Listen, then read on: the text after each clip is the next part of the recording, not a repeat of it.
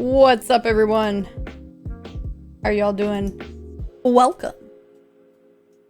I'm here. Welcome to Coming Out Pride, guys. I'm really excited about this show. And we're here. Mods. Oh, no, that was my bad. That was my bad, actually. I fixed something in the title. And it put the game back. That was my bad. Welcome, guys, to Coming Out Pride. This is a web show where we are sharing stories of coming out with the community. So, welcome. You guys are amazing for being here. Tuck in. We got a lot of action, a lot of stories to get through. And I'm excited to share. Hold on, how's my hair? Is it looking? Oh, look, I fixed the back there. Hair's really important, guys. Gotta look good. Gotta look good. So I just want to take a minute to thank everybody who contributed. We're gonna run through all those now, but thank you so much at the start. And just a few housekeeping things. We're not really gonna be engaging with chat too much. We will on and off, but I just want to make you guys know and be aware of that. There shouldn't be any additional alerts or anything playing. Notifications and such will play in the chat, but nothing should be happening on the screen. So just want to make you guys aware of that. But thank you so much for tuning in. We are on feature for the first hour, so we're gonna try and get as many people featured during that as possible. But if not, you know, we're gonna do the best we can. All right. Okie dokie then. Well, why don't we kick it off by clicking on the right screen. There we go. So really, I just want to tell you guys about where I got the inspiration to do this show. You know, with talking with community members, you know, we talk a lot about mental health in this stream. And one of the things that I kind of came to realize was that, you know, repressing our true identity, I think, played a big role in our mental health. And I feel like coming out and sharing those stories, you know, it empowers others. It inspires others. So, you know, and I realized I didn't really know a lot of your stories. So a lot of this came from just me wanting to get to know you guys better and to hear your stories, and also to try and empower and engage with the younger generation. So that's kind of the why of why we're here. We also have a little bit of a charity component today. We're going to be raising money for GLSEN. And for the life of me, I went on their website and I could not figure out what the heck it stood for. So if anybody in chat knows, you know, please share. But one of the reasons I was really drawn to this charity was because it had to do with education. And I believe that, you know, safe places and safe spaces for people really allows them to reach their potential. So I really like that they came from an educational background and supporting people at school. So GLSEN, they research evidence-based solutions for K-12 education. They author developmentally appropriate resources for educators, which I think is really, really important because, you know, when you're wanting to inform and teach, you want to make sure that it's at the right level that the person receiving the information is going to understand, or on the other side, that it's not too like young, you know, like if you're working with a teenager, it's not a resource for little kids. So I thought that was really amazing that they do that. They also advise, advocate, and research policies for LGBTQ students and other students of marginalized identities. They have 43 chapters across 30 states, and they work to empower students to affect change, supporting student-led efforts, which was another piece that really, really drew me to it, because at the end of the day, when it comes to charity and providing, you know, funds and resources for things, you know, it's great to do things for people, but in my opinion, it's even better if you can give people the tools they need to empower themselves. So that was really why I chose this charity to work with. So if you guys want to donate, you can type !donate in the chat. We don't have any kind of alerts or anything like that. We don't have a dono bar or anything. So if you do want to say that you donated, you can in chat, and we will hype you up and say thank you. But if you know, if you can't donate at this time, that is totally fine. they're always accepting donations. So if there comes a time when you're like, hey, I got a spare $10, you can go to their website there and you can donate. All right. So we're just gonna dive on in. I figured I would start with myself since, you know, we'll get me out of the way, as they say. But for those of you that don't know me, maybe it's your first time clicking into the channel. My name is Desica. I'm 32. I'm from Canada, and I am a partner here on Mixer. I also stream on Twitch, among other places. Hi, hello. I'm also a partner with G Fuel as well. So, to tell you a little bit about myself, I've pretty much always known I was different. I didn't act or do things the same way a lot of other kids did. My female cousins wore dresses no problem, and I couldn't wear dresses without having a meltdown. It's true, you can ask my mom. I preferred having short haircuts and wearing dinosaur t-shirts. I also noticed when I saw boobs, I couldn't stop staring. I went through elementary school pretty much bullied for every day for everything. People would call me a lesbian, say I wanted to be a boy, among, you know, the usual other things, you know, that people say. Every sleepover I went to was focused around making me more girly. Like if people thought that maybe if I put more makeup on or if I wore more girls' clothes, I'd feel it and I'd change. But big shocker, I didn't. And it was awful. I couldn't stand it. Because of this, I developed a lot of anxiety, and it just increased my feelings of not fitting in or belonging. High school was pretty much the same. You know, more bullying, trying to force myself to date in heterosexual relationships, seeing other kids who came out being discriminated against. I would develop crushes on female friends, but I would force myself to suppress them. And pretty much every time those friendships would disintegrate due to, like, you know, the stuff and things that happen. This was pretty much up until my 20s when I said enough was enough. I didn't want to be alone anymore. And I also realized that no matter what I did, the bullying didn't stop when I tried to adapt to my environment. And the things that people said were never about me, and it was about their own feelings being projected onto me and their own hate. So what really inspired me to come out was when I met my ex-wife when I was about, I think I was 25, 26, and just decided to run with it. You know, she said she would only date me if I was out. She didn't want it to be like a closeted thing, which was funny because she was also in the closet. So I said, okay, yep, let's do it. I didn't really do a big like coming out thing. I told my mom, I told my dad, I told my brothers and a few close friends, and then I pretty much went on Facebook and posted the song by Real Big Fish, She Has a Girlfriend Now, and changed my relationship status.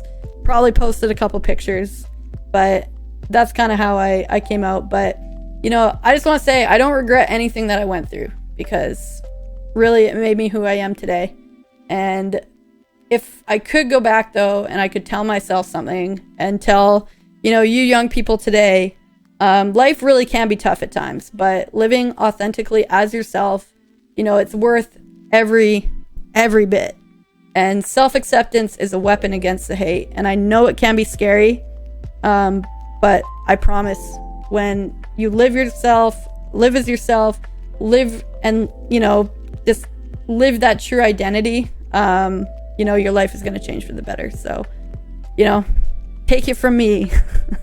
I really hope, you know, that story inspires. So yeah, that's my bit. But now it's time. We're going to jump into some stories from the community.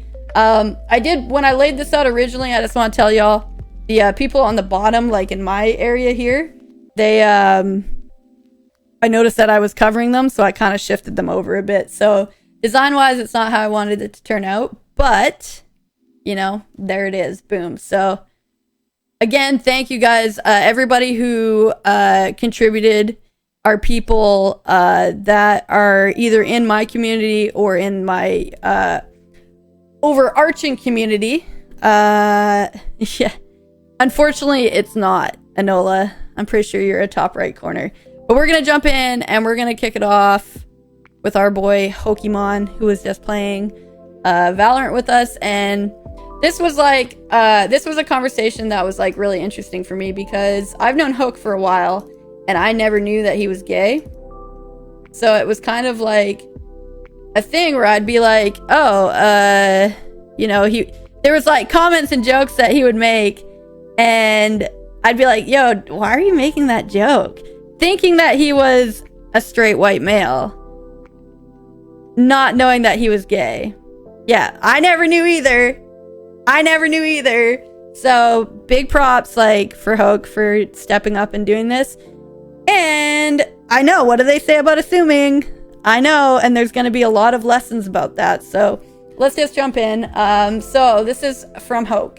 I always knew that I liked men since a young kid, but didn't identify that I was gay until the age of 14 when I first got a therapist. A key moment in my life that changed my outlook on life, that caused me to come out, was talking to my therapist when I was 14 about how I felt about my sexuality. After that day, I felt a huge weight come off my shoulders.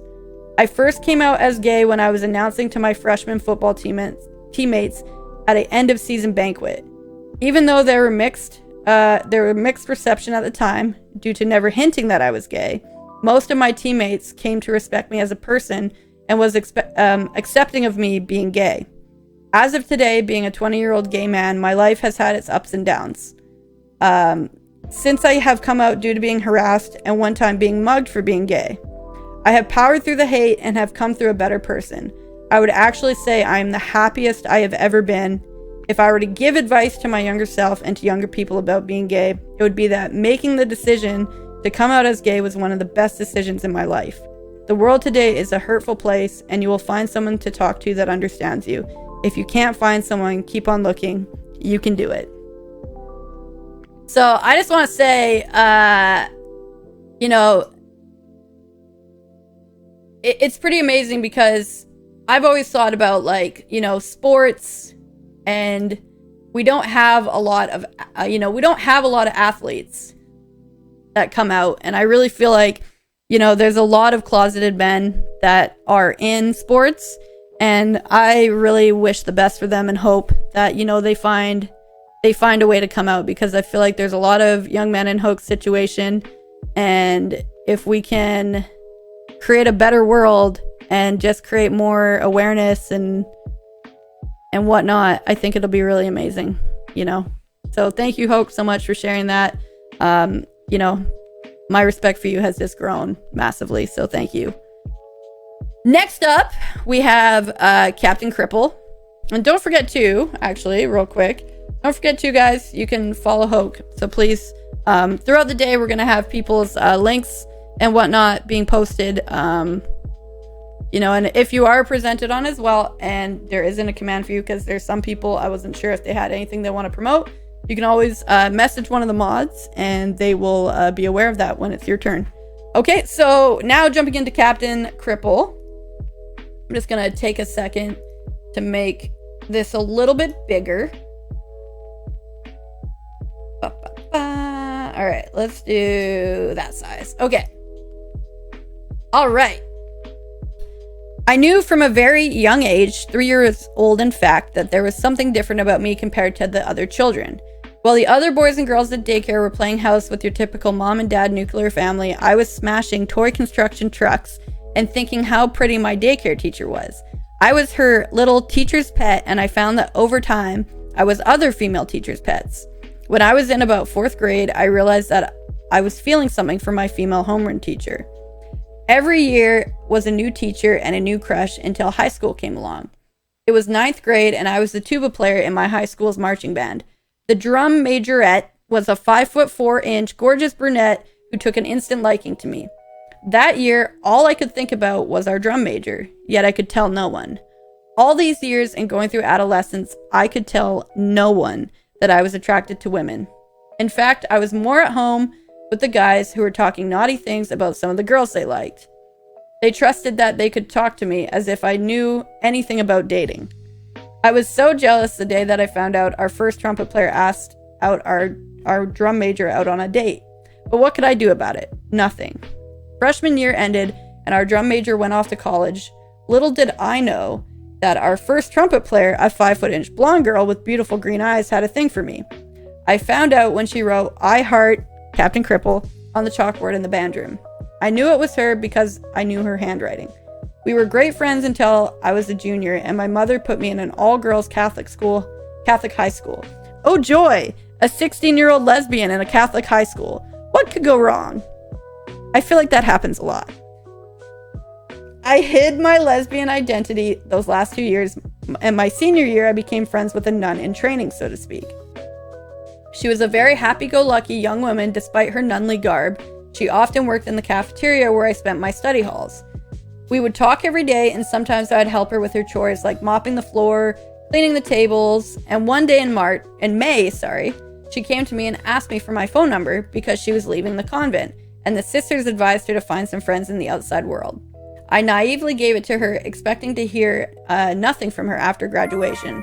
Lo and behold, in July that summer, she called me asking if I remember her sisterly name. Of course I did. She informed me that she was no longer in the convent and was back to a layperson's life. That night, I invited her to the concert I was playing in her town. I guess you could call it our first date. After the concert, we talked way into the night, much to my mother's displeasure. Jamie will call her, and I talked every day that summer. There was something about her, and I finally got up the courage to tell her how I felt about her. I really liked her, and I think she was my first love. Turns out she had the same feelings for me. Jamie and I were girlfriends. I never told anyone that I was in a lesbian relationship, not even my mother. For the first 3 years in college, I didn't tell anyone about Jamie. One day, Jamie was very upset that I hadn't told my mother that I was gay, but that I was with her. She threatened to leave me if I didn't come out about us. One night, my mother and I were watching Ellen on TV, and that was the night Ellen told her coming out story. Finally, an opening to the conversation. I said to my mother, "I know exactly what Ellen is talking about because I'm gay too." She instantly responded, "You're with that girl, aren't you? Get away from me. Wait until your father hears about this." I instantly ran to my room and cried. The next morning, my mother told me to get out of the house. Here I was, 20 years old, with a job and some savings, but not ready for the world. It didn't matter because that morning I went to the local grocery store to buy plastic garbage bags to put my clothes in. I filled my car with my tuba, computer setup, and some clothes, and went off to go live with Jamie. Jamie and I were together for 10 years until she decided that she would rather be with my 56-year-old male boss at the time. That is the story of my coming out. My experience was extremely difficult, but there is a silver lining to this story. Some years later, my mother came to me and told me that she always knew that I was a tomboy, and she accepted the fact long ago that I was gay. She just hated the person I was with. Mama's right. That girl was not the right person for me. In fact, my mother for sure had no problems with me being a lesbian. Before my mother passed, sometimes she and I would talk over the phone about my awkward experience growing up. I think she felt bad for me not being able to provide me a role model or even anyone to talk about it. That is why to this day I always have open ears to anyone who feels like they're living a lie and want to come out as the person they truly are. I want to be a positive role model for the young people or hiding LGBTQ plus individuals that really need to be free. It is so important to be the person that you truly are. You know, it's amazing because at the end of the day, you know, this one's going to be for the allies. You know, the big thing that I noticed in this story was really, you know, Mom not having a problem with Captain being gay, but not taking the time to say it. So, you know, it's really important, guys. When you're talking to someone or you disagree on something, you know, it's always really important to just, if there's something that you need to say, just say it. Like if Captain's mother had said, "Hey, you know, I'm okay with you being gay, I just don't want you to date her." I have a feeling that maybe Captain's mother had a problem with the woman and knew, oh, if I say that, it's just going to push her away more. You know, I feel like, you know, that conversation could have happened, and I think that things would have been a lot different. But, you know, things happen. Everything happens for a reason. So, you know, Captain, thank you so much for taking the time to share your story. You know, and you're right. Life is not easy, and things are difficult, but there is a silver lining in everything. So thank you so much for sharing. If you guys want to go ahead and follow Captain Cripple, you can do that right there in chat. We're going to jump into a community member here. So Faded Memory is a person who has been watching my stream for quite a while now. I'd say it's been a while. Quite a while. I believe it was Gears of War when Faded popped in. So, all right, we're gonna jump in here. And also, actually, Faded is one of our members from the Ace community. So thank you so much, because a lot of people, don't identify the asexual community, within the umbrella of LGBTQ+. So thank you so much for being here and sharing this story. Growing up in the 80s and 90s in the South, being gay was something you didn't even talk about, let alone accepted. I grew up in a typical Christian family church every Sunday and Sunday night, and don't forget Wednesdays. Sexuality was something that was always understood as male-female only. You didn't question it. That's the way I grew up through childhood, high school, and through most of my adult years. I didn't really think too much about it or understand what it was all about to be a part of the gay scene, even if there were a few gay kids at my school. I saw bullying and the criminal acts they had to put up with, and that pushed it all further from my mind. I never dated during my middle school or high school years. I was never interested in a relationship at all, but eventually I got married to a guy who I knew at least 9 years prior. He had to initiate everything along the way, but I always felt that something was amiss, like something wasn't quite right. I waited through 8 years of going through the motions of being married because I always thought that was what you were supposed to do. Right after our 8th anniversary, he did something unforgivable and I left and didn't look back.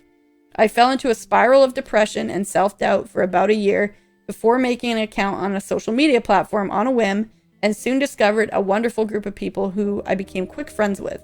It didn't take long before I got to know them, and soon discovered they were all on the spectrum somehow, from lesbian, pansexual, demisexual to bisexual, and more. At first, I was completely overwhelmed because I had no idea these even existed. I literally spent the whole night and most of the next day online looking up everything from flags to taking quizzes to see where to even start looking at what I could possibly be. The more I looked, the more I found things that explained exactly how I felt when it came to love, sex, and relationships. I felt that puzzle piece click into place, and I finally realized that I wasn't broken. I just hadn't discovered this part of myself yet, even though it was a part of me this whole time. Figuring out that I identify as, and guys, you're gonna make fun of me in the chat, Arrow, I'm gonna say Arrow or Ace, I hope I said that right. Explain why I don't care about sex or relationships, or even when everyone else around me seems consumed by them. Taking a long time to form the relationship and bond with my ex made me realize that I'm a bit of a demisexual as well. I also like to dabble with bisexuality just to keep it interesting. Don't we all, guys? Don't we all? And let's not forget being gender fluid. To everyone that may still be questioning themselves, I will be 35 years old this year. And there's an F word in brackets. I'm still questioning my sexuality since there are so many, and who I am as a person. But now I realize that just because I think and operate differently from everyone else when it comes to sex and relationships, that I'm not broken. I'm not alone, and I am valid. If you yourself are confused or questioning yourself, you are not broken either. Maybe you're just missing your piece of your own puzzle that you may not have discovered yet, and it's out there just waiting for you to discover and find and discover that part of yourself. All you have to do is reach out and take it, make it yours, and own it. Thank you, Faded. That is absolutely amazing. You know, it truly is a lifetime journey. You know, just when you think that you understand yourself, you know, another experience or something comes into your life and molds you. And I think the time that you take to think critically about your experiences and about your life, I think that, you know, those moments are really, really important, you know, to take the time. So kudos to you, Faded, for, you know, taking that adventure and learning more and more and more and more about yourself. And I'm sure, you know, you're going to discover many more things. So, you know, cheers to the future for you, for sure. All right. Who do we have next? Oh, Sweet Justice. I don't know if Sweet's here. Is my no-no square here? Ah, my nose. Allergies.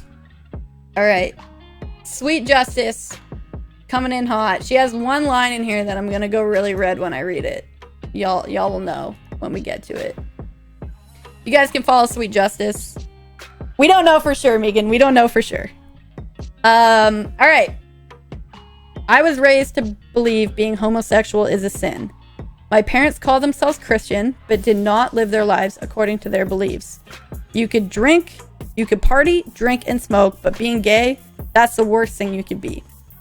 I noticed girls at the age of 8, and I was outed by my ex at 15, and my family went through my things and found my diary. I wasn't even allowed to have thoughts of other girls. I wasn't even allowed to vent in peace. I had to stay with my grandmother to have the gay prayed away. I spent the next decade wrestling with acceptance of my sexuality and stressing about where I'd spend eternity. Despite the efforts of my family, I was able to explore my sexuality and attempt a couple of relationships. When my parents feigned acceptance, it was an opportunity for reconciliation, but when I tried to introduce my former girlfriend to them, my father locked the front gate when we went to visit them. He was unforgivably rude, and to this day, I have had nothing to do with him since. I have heard that he caused quite a scene after we left. My sister, who was living with them at the time, was so disgusted that she left. We still keep in touch now and then. I also have an uncle who accepts me. I have been living with this internal conflict since my teens, but it's getting easier every day. To me, Desica is the gay icon I've been missing all my life. I just want to point out, I'm just a person. I am thankful for Mixer and the communities that led me here. So, thank you so much, Sweet, for sharing that story. And I just want to make it very clear to people that it is possible to be religious and gay. If you are religious, there are churches out for you. There are churches that exist that will accept you and will love you, and they're not going to shame you for being gay. So, do some research. Get out there, guys. If religion is something important to you and you believe, then you can get out there and experience it. So, thank you so much for Sweet.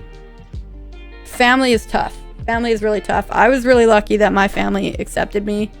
My grandma had some trouble with it at first, but living with it and taking time, she was able to come around. But I think the big piece here is never ever out somebody.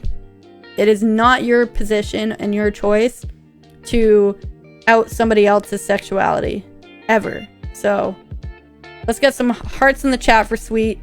And thank you so much, Sweet, for sharing your story. All right, we have another streamer, Lekka K.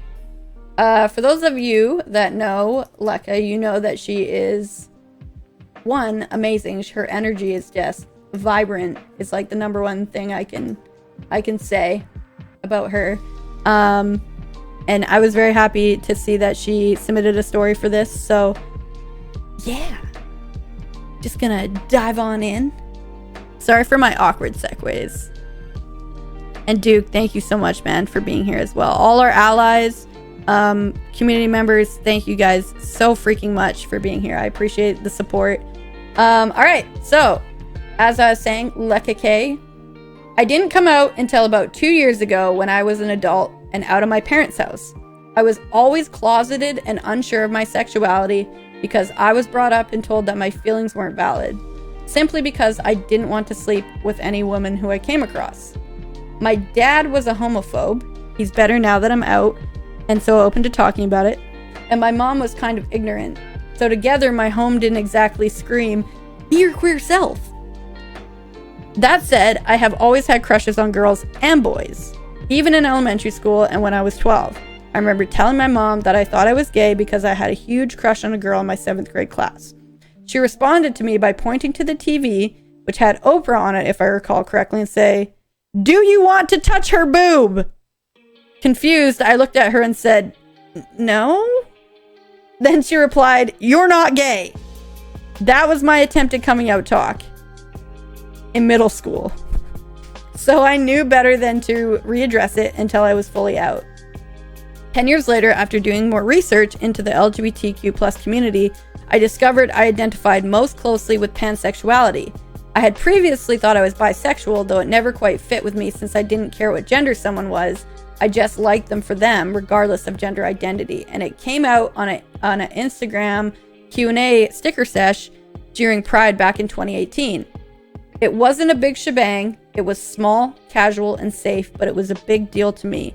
The fact that I could say that out loud with confidence and keep saying it day after day as a part of who I truly am and identify as was a weight lifted I didn't even know was there.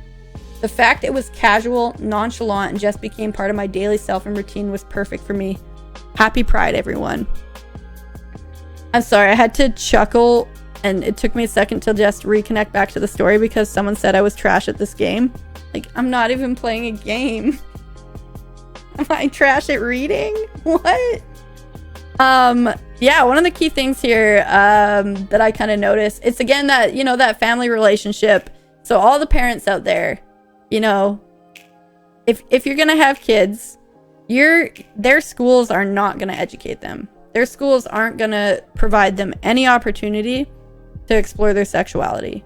So, you know, and I don't want to blame parents. It's not your fault. But one thing that you can do is just be open and accepting and just talk about variety of things with your kids. That's the biggest piece, because, you know, 10 years between you know, when Leka first tried to talk to her parents about it to when she actually came out, and she had to go on her own to research and learn. You know, I feel like our society can do better, and this is something that it needs to be in schools. We need to be talking about this as our kids grow up. And I'm not saying that your kid is going to be gay because you talk about, you know, sexualities openly. That is not the case at all. But I feel like, you know, these are conversations that need to start happening. Thank you so much, Leka, for providing your story. Moonlight Woolf. I love this girl so much. She is absolutely amazing. Another one of our asexual community members, she identifies as demisexual. Recently, you know, coming out and discussing this with her community. So, yeah, big thanks to her. I mean, in my opinion, she is just such an amazing individual. Her energy, her spirit, her voice is just so soothing. So we are very happy to have her. Ace Spectrum, that is the word I'm looking for. So thank you, Nep. So I want to go ahead and just you know, jump into her story. It's short and sweet. For the longest time, I've struggled to fully understand what sexual attraction truly was. And while I recognized attraction to people, I never fantasized about them like I hear my friends talk about, or like I see people do in movies. I thought when I was younger that it was just something I had to grow into. I never had a type, and when it came to looks even, when I really tried hard to think about it. But now here I am, pushing 30, thinking I want to get into dating again, and my biggest fear is them not understanding my sexuality or being patient with me when it comes to it. But I'm really glad I can understand what that side means of me now.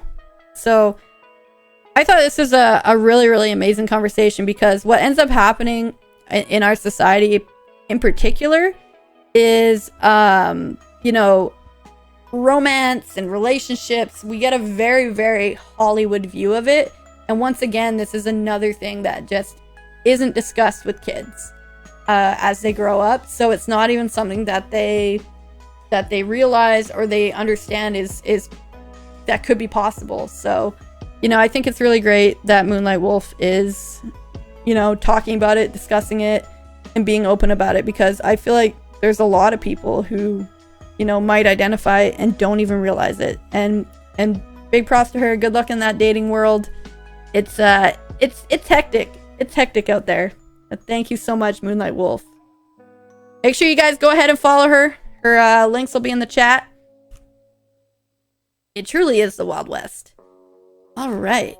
So that's our first section. All right, jumping in, we have Enola. This is indeed a Prezi. Yes, I love Prezi. Prezi is the best.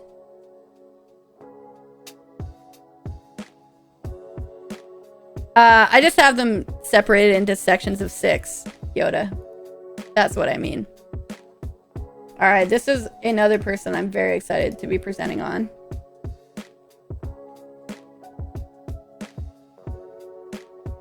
Alright, jumping in here. It has taken me most of my life to recognize my identity. I started to feel like I was different when I was 13 years old. Yes, this is my locker room story. We had locker rooms and were forced to change into gym clothes in front of our peers. Okay, I have to comment on this because I was in one school up until I was grade 5 and never had to do that. It was never a thing. When I switched schools in grade 6, it became a thing, and holy crap was that horrible. So I just wanted to point that out. Super weird. Why do we make our kids do this? I found that I was curious about other girls' bodies, but I didn't know what that meant just yet. Within the next year or so, I developed a strong friendship with a girl who'd already seemed to figure out her sexuality. We became close, and she broadened my understanding of sexuality and how I might identify. I think the key moment I knew that I liked girls was when we shared a kiss, and I knew I was attracted to both boys and girls. I didn't come to identify myself as bisexual until after high school, partly because I found myself in my first relationship with a boy, and I think that experience pushed my feelings down. But I began to feel conflicted and that I couldn't be open to who I was. After that relationship, I found myself on a date with a trans man I'd gone to high school with. I hadn't come out yet, but I had started to explore my sexuality. I found myself a year later back in a relationship with another man. One who didn't like that. I was also attracted to girls. I found that with every man I dated, they felt somehow that my bisexuality was a threat to our relationship. After that relationship ended, I came out to my mother, who said to me, "Are you sure you're not just tired of dating men?" This negatively reinforced any doubt I had about my sexuality, as I was still discovering and understanding it. At the time, I had identified as bisexual, but felt that if I were dating a woman, I couldn't bring her home because our relationship wouldn't be taken seriously. I no longer speak to my mother about my relationships. My eldest brother is gay, and my father has never been accepting of his relationship, so I've never come to my father. We were somewhat estranged when I moved away from my home city of Seattle to Los Angeles. This is when I started to finally come into my own and have the opportunity to explore my identity and sexuality away from my family. I was able to broaden my own circle of friends in the LGBTQ+ community and began to identify as pansexual. I found that once I felt I was in a place I was accepted and could live as myself, my life and how I felt about myself drastically improved. If I could go back and give my younger self a piece of advice, I would tell myself not to be afraid, to be loud, be who I am, and not worry about what others think. I would say there's a place in this world for you, and that who you love and your sexuality or identity should be celebrated and not hidden away. I would also... sorry, I moved my mouse. I gotta find where I am.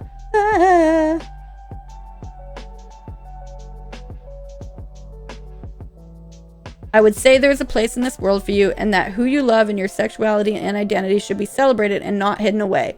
I would also tell myself that being a pansexual woman does not make me lesser than. I am a queer, and it's okay to say it out loud. I would give this advice to young people as well. I feel like everybody in their house that wants to take a second and take a deep breath and just yell, "I'm queer!" should do that right now. Just do it right now. Just do it right now. Just yell it. Just yell it. If you don't want to, it's fine. You don't have to. But just a suggestion. So just so you guys you know, just so you guys know, we've been doing a lot of discussion in this community around the different flags. And one of the things that I wanted to I wanted to really learn more about was the bisexual community. And one of those things that I learned a lot about, you know, bisexual, pansexual, what is the difference? What does it mean? And I've said this a lot, you know, as a community, I feel like nobody hates other gays more than other gays. And, you know, I have, in my experience, I have been discriminatory to people who are bisexual, and I have questioned them.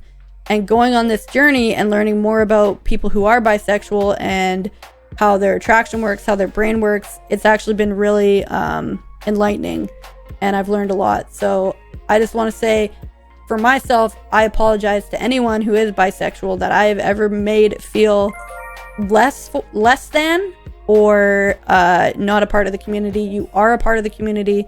You are valid. You matter. And thank you for continuing to fight to stand up. So thank you. No, thank you, Enola. Thank you so much, and I love you. Thank you for being a part of this. All right. Guys, make sure you follow her too. She's here in chat. Click her name. Drop her a follow. She's absolutely amazing. And I actually love this photo too. Such a cool. What was that? Grand Canyon? Is that Grand Canyon? Can you see? All right. We have another community member. Paki has been watching my stream for a while. The Badlands got you. Okay. Paki's been watching my stream for a long time. I knew Paki when she used the pronouns of he, him. That has changed now. And Paki recently came out as a trans woman. And I thought it was absolutely... It shocked me for one. But also, you know, it was just such an amazing thing to listen to her story. So another short and sweet one for you guys. But make sure, if you're interested in connecting with Paki, you follow them, drop her a follow, check her out. So I knew I was trans back in the early 2000s, but went back in due to my own fears of rejection. I helped a lot of trans rights groups and had several transgender friends. In November 2019, my wife was told she had stage 3 uterine cancer. She's fine now and treatments are done with. And that is when my eggshell blew up. I knew I could no longer hide who I was and make myself miserable hiding it. So 3 weeks after her surgery, I came out to my wife and some friends. She is happy. I am becoming the person who makes me happy and is helping me transition. You know, it just comes down to it. Like, you hit a point where enough is enough. You know, I want to be free of this burden. Because at the end of the day, you know, not being able to live your true self, how you want to be, how you want to identify, you know, I think it's important. It's really, really important. So, you know, big props to Paki for, you know, it wasn't the right time. And I think she identified that. And, you know, coming out and finally accepting your true self, I think is really important. So big props to Paki for that. And we are jumping to King of Scrubs. I don't know if you guys know King of Scrubs. I met King of Scrubs via this project. So please, guys, go check him out. I'm really excited to get to know him more. He is somebody that I've kind of seen floating around on Twitter and whatnot. So I was really, really happy when he, you know, signed up to be a part of this. I knew I was gay for a very long time. I just kept it bottled up inside, and I was very afraid. When I hit high school, my life changed. When I hit senior high school, it was like I just bursted out. I came out when I was 18, fresh out of high school. The only person that I really had by my side when I was going through this was my best friend at the time, who I shall not name. And my best friend to this day, Skylar. If I could go back and tell my younger self one thing, I would tell myself, don't be scared. It's okay to be yourself. I came out to my mom over the phone. One thing I would tell the younger people that are a part of the LGBTQ plus community is to not be afraid to be yourself. You have a whole community that will back you up. So really, like, one of the big things for me with not coming out was I had a classmate who was, when we were in grade 9, he came out, and all I saw as, you know, a closeted person was him get bullied, beat up, you know, just, it didn't seem like it was a positive thing. So when, you know, when you're seeing that, when you're experiencing that, it makes you never want to come out. So, you know, again, guys, safe environment, people you trust. You don't have to tell anyone. It is nobody's business who you love, what genitals you like. It's nobody's business. So, big props to King for doing it and for finding himself. Make sure you guys go show him some love. Give him some rainbow hearts. All right, who are we jumping to? Another community member here in the cool dude community. We got Raji, and this is like a face reveal for Raji because we've never had a face to the name. Yeah, don't forget, guys, we are doing a charity stream, so ! Donate. You can donate to GLSCN. Please take some time, consider it. Click the link there in chat. All right, Raji, you're up. You really were. I came out in 9th grade. That's when I made the decision. Before that, I definitely liked girls. I played tag and only chased the girls, for one example of many. But there was no label. It wasn't really talked about, and I was just a little kid. And that was actually something too. Like, for me, I always chased the girls also. I love playing tag. You know, it was just me being me. There was no one I looked up to, and as for my defining moment, I was a preteen, most likely in church when it happened. Religion, how they viewed anything other than straight as basically being a sin, so then I felt like I was a sin. It hurt. I didn't want to be a sin, and soon enough, I didn't want to be a part of that community. As I realized I was not the problem, though, it's still a struggle. It wasn't welcoming anymore. No one knew. Not to say that all people with religion believe it's a sin. As for coming out, in order, my first sibling, I confirmed my sexuality for them. I shouldn't have, because they already used slurs against me and outed me before that. And though he wasn't reputable, I regret telling them. They were just having a good day, and they think the most horrible things, and have used slurs since. They tried to get me to tell our mother when I confirmed it, and then told on me when they got mad within 24 hours. Then my second sibling doesn't really care one way or the other, but doesn't really think it's right to my understanding. My third sibling, they don't really think it's wrong, but they don't understand why LGBT people would want to get married. That it's a religious thing, and the true relationship is a man and woman together. They have since called me this month and told me they changed their tune and said that they were being ignorant, and I think it was because of all the discrimination recently, because they're an interracial couple, so they then thought about me. So then my parents and third sibling outed me by accident by using pronouns. I never had a conversation with my father about it, but it seems like he doesn't really care, or that he thinks it's a phase, which my mom confirmed. And then with my mom, I had a sit down with her. She thinks the true relationship is between a man and woman. I think it's just a lack of understanding, but she has nothing against it. She supports me. It's nice. Lastly, one sibling I didn't even know knew, and they completely accept me. I didn't need to tell them. Now I get to tell my family when I like someone, and it isn't a guy this or a guy that for me. I'm open now to them, not secretive, and our relationships are better. I don't hate them, and I don't need to disown them to have a relationship like I was prepared to. It messed with me not telling people, and I was so secretive. I am still a very private person, and it made me apathetic as I tried to distance myself. I was angry too. I don't think I have fully recovered. As for advice, there's no hard and fast rules. You decide what you are, and you decide who you tell. Just be careful, and be true to yourself as much as you can. that misery of not liking yourself is hard. You know, family can be so amazing, and family can be absolutely horrible at the same time.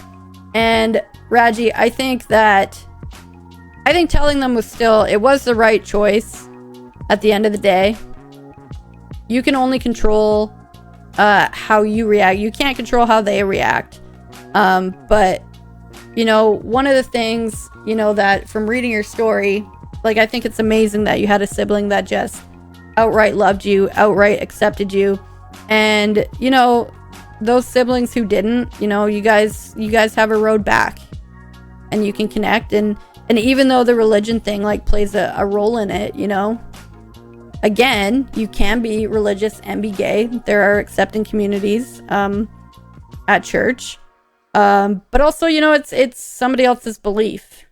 Yes, right. I remember you saying that. It's somebody else's belief, and you know how your beliefs are, and how it's really hard for you to be moved on those. So I always just try to find empathy in those situations, and as long as they can be at a point where they're respectful and they can just appreciate you being you, I think that's really important. And you know, that piece of not accepting yourself, like, I think it's really amazing that you took the time in your life to approach that, and to not continue living in misery because of other people, you know. So thank you so much for sharing. It was really amazing to get to know you. That soup also looks amazing, by the way. All right, I do want to give a trigger warning for this story. There is a story of sexual assault in this story.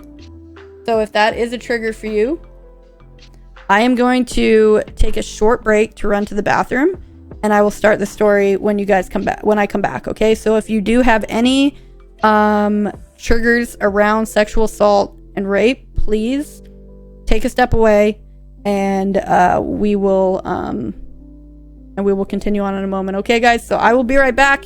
So take your time to get situated if you aren't wanting to hear this story. Okay, guys? I will be right back.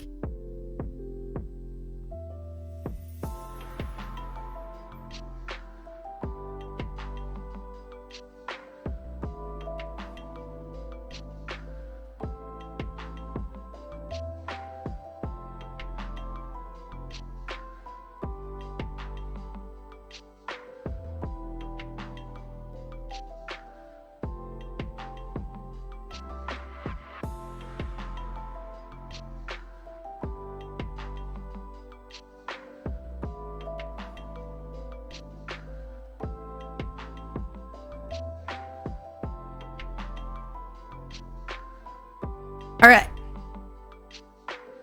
I just want to take a minute too to say hello to everyone. Again, I'm not really interacting with chat too much, so thank you all for being here, for chatting. Hello. I'm sorry that I'm not able to fully connect with you guys, but thank you so much. We'll have time after we're done the show to get to chat and all that stuff. All right, guys. So diving in again, I'm really fast at going to the bathroom. Yes, it is known. I'm a 52-year-old woman who never really fit in. At 13, I was raped by our local pool supervisor, which did mean I tried to kill myself, wasn't successful. Someone figured I should be sticking around. I jumped off a 100-foot cliff and landed at the bottom with just a couple of small scrapes. Yes, I washed my hands, chat. I was also hanging out with the local gang members, and they used to get me to carry the alcohol, as the cops would not question a 13-year-old white girl. I have only ever had 2 major relationships, and both were with men. The first long-term relationship was with an alcoholic, and this ended after we lost the house we built together. The second one, I actually got married. The fact that I was kissing my best friend on the day before the wedding should have been an indication that this wasn't going to work. Les, you sly dog. At 30, I finally said I couldn't live a lie anymore and needed to be true to me. So I broke the marriage and went to being single. I had been dating a woman for a while before I made this move. Not that this was ever going to work, as she was in a long-distance relationship with someone else. Neither of these relationships ever felt right, but I didn't know what was wrong. Even today, I still don't know what a real relationship is. I have a number of very close friends. Most of these are women, but I've never really put myself out there. A couple of times I've fallen for someone, but it usually doesn't work out. So these days, I kind of stopped trying. This is not a bad thing. It just means I'm happy with myself, and if someone comes into my life that I'm interested in, we'll see what happens. For me, the hardest part is that relationships for me were never talked about in my family. I grew up at a time when being raped was seen as the victim's fault, so I never reported this. And although I grew up understanding that being different wasn't a big deal and almost be an advantage, I just never really fit. Some context for this is my father was a bartender on evenings and weekends and worked at a couple of drag bars and also the local wrestler bar. I got to meet some pretty awesome drag queens and some pro wrestlers. I identify as a lesbian these days as it makes it easy to explain to most people. I'm a gamer, I love technology, and work as a virtualization technology specialist with a focus on cloud-based desktops. My advice to anyone these days is to be you and don't try to fit in the boxes because it's not worth it. Your mental health is worth more to you than anyone else's opinion. First off, and Les will tell me, I've dealt with it, I've moved on, it's okay, but I do want to say thank you, Les, for being brave enough to tell us all the details about your story. You know, it can be tough to talk about those things, but thank you so much for putting it out there and talking to us about that. Yeah, I mean, I think it's an amazing outlook to just be comfortable and happy with yourself, because let's be real, guys, people suck. People are awful. Like, right? Come on. I think if you find people that matter and, people that accept you for you, you're not alone. And I do truly hope that somebody comes into your life someday, but if they don't, you always have us. We're always here for you. And thank you for being one of my mods and a supportive community member. So thank you so much. I've been holding back tears this entire time. It's getting tough. Whew, no, if I let them out, they're not going to stop, and we're not going to be able to get through this show, because I am I can't, when I cry, I can't talk. I don't know how people sit there and go,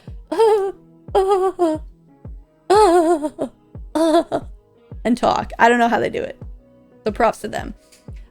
So we have a furry little friend here. All right, I do want to preface that this story is long. Okay, I want to preface that this is a long one. So stretch, get comfy. And if you don't know who that guy is, you're gonna know. So this is Sam, Arden's boyfriend. Arden's on the right, Sam is on the left. Arden's story will be later, but this is just Sam's story. Okay, so this is one of the reasons why because originally I was like, well, we gotta cut it down, blah, blah, blah, blah. Oh my God, whisper. But I went through and looked at it, and I'm like, we can't take anything out. Every piece of this story is important, and we don't have any other story that's like this in this presentation. So I feel like this story is really, really important to talk about. So without further ado, and also, guys, let me know if the music gets bad, because I don't have my headphones on. So if the music starts to suck, just tell me. It's lo-fi. Harris Heller, thank you, man. You're a credit to the community, sir. All right, we're gonna dive on in here again. Everybody, stretch. When I was young, I would have described myself as straight. I simply had a penis fetish. I remember this was the easiest way that I could mash together the larger societal ideas that assume and teach everyone that people are straight and cisgendered, with my growing realization that how I made sense of self was perhaps slightly a little different, but still like everyone else. Of course, I grew up in the late Jurassic era, pre the internet, so I had to make sense of things using the sex ed materials I could get from the library and from playground insults. Again, this is why we need this education in schools. A little context is perhaps in order. I grew up in a very small, economically depressed former logging town in Washington state. It was probably Forks. All the Twilight fans in chat, I'm going to put money on it being Forks. The town's attractions were a giant old growth log that was cut down for people to look at dumbfoundedly. We had one streetlight for the whole town. We also had some old rusting trains rotting on their tracks that people could come and regard with fascination. Imagine the kind of place a horror movie would show as an idyllic town in which everything later goes to shit and zombies come from under your bed to eat you at night. Alright, okay. Around middle school, I started to gradually realize that the things that I was feeling were regarded by others deeply wrong, an accusation worth fighting over. Naturally, I decided that I would keep my growing feelings, questions, and longings to myself. Instead, I planned my escape from this town. I imagined I would likely have to wait until college until I could have my first boyfriend.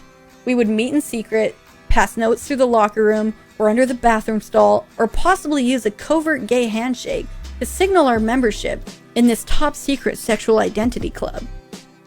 From there, we would date in secret, eventually maybe come out, but probably not, and then down the line live in a home in the city with a white picket fence and somehow have children. Perhaps we would steal some. I'm keeping my eye on both of you now. Just saying. I'm not sure I'd thought that part through. I'd also resolved to become the best double agent ever.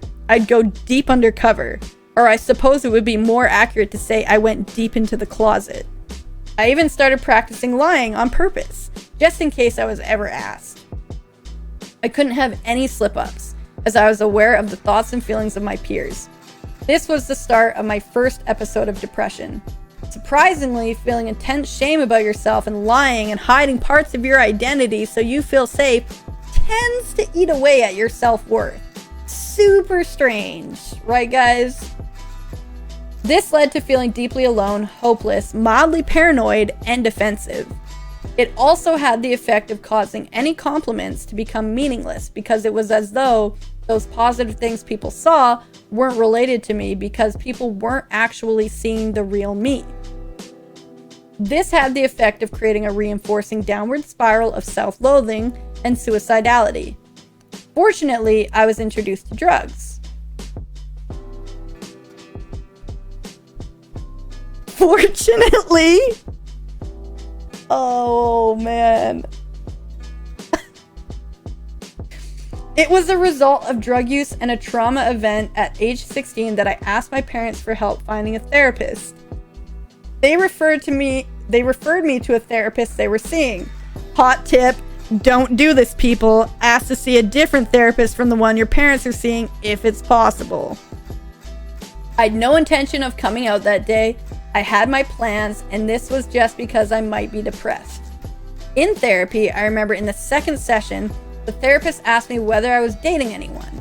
Any girls? Any boys?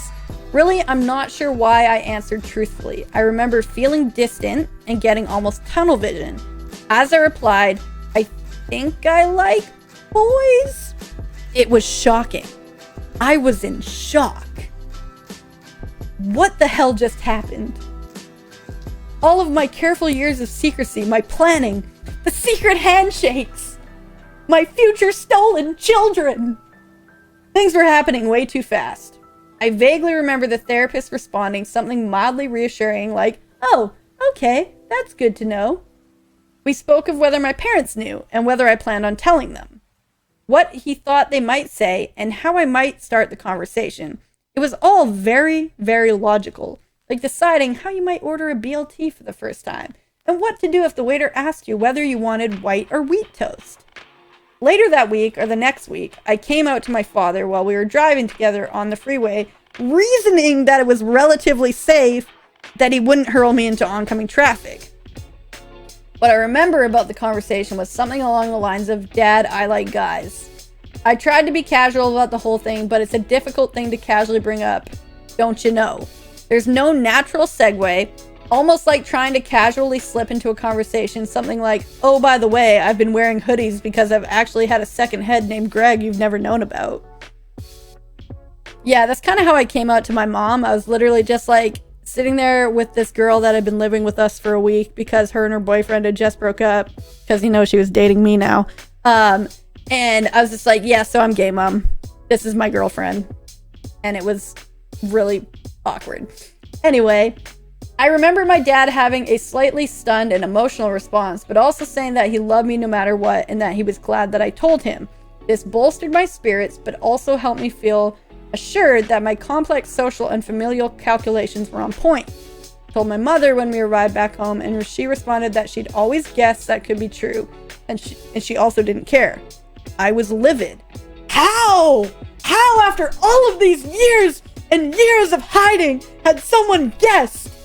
Also, this was my moment to really bamboozle her. Hit her with something she never saw coming, and it was ruined. Bletch and the F word. Bletch. Shortly after this, I remember telling my sisters in some perfunctory way, along the lines of, "Hey, I've done drugs and I'm gay. Okay, bye." Not my most thoughtful moment, but I wasn't a particularly emotional, intelligent teen at the time. After coming out to my immediate family, I was done with coming out. Amen, brother.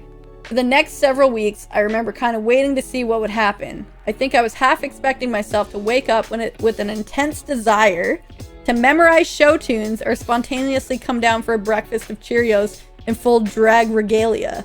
This was likely because of the limited visibility of anyone in the LGBTQ+ community, or the ones that were visible seemed highly campy. I don't know what that means.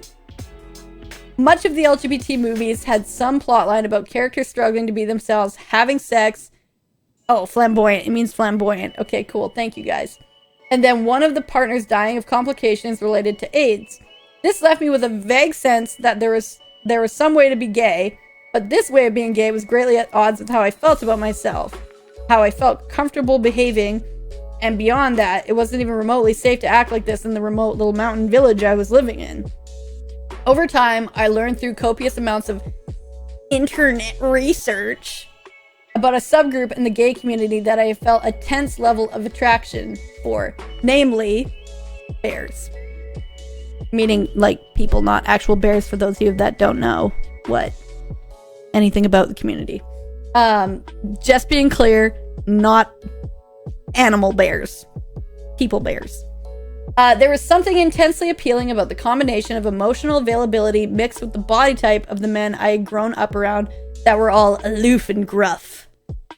They seemed like the sort of prickly asshole mechanic type personality on the outside, mixed with a warm and available heart after you got to know them. Additionally, the community seemed to emphasize emotional connection, hugging, and relaxing, which seemed missing in the Adonis body type focused dominant gay culture all the time. Plus, they had all these funny little subgroups with animal names. What the fuck was a wolf, or an otter, a cub, a polar bear? And they even had a secret handshake of sorts. They woofed at each other. The fuck? I'm in. Both feet. Full stop.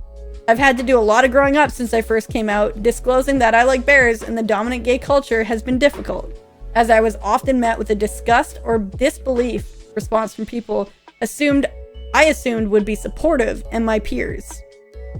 Additionally, I do not fit in with the bear stereotype body, so it's been difficult to choose an animal moniker, as I'm neither a bear nor an otter, and referring to myself as a chaser feels like I've cursed to constantly be in motion chasing something, and I'm getting too old for that.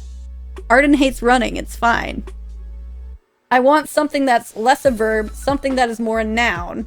Thus, I've decided to create my own animal subgroup, the woodchuck.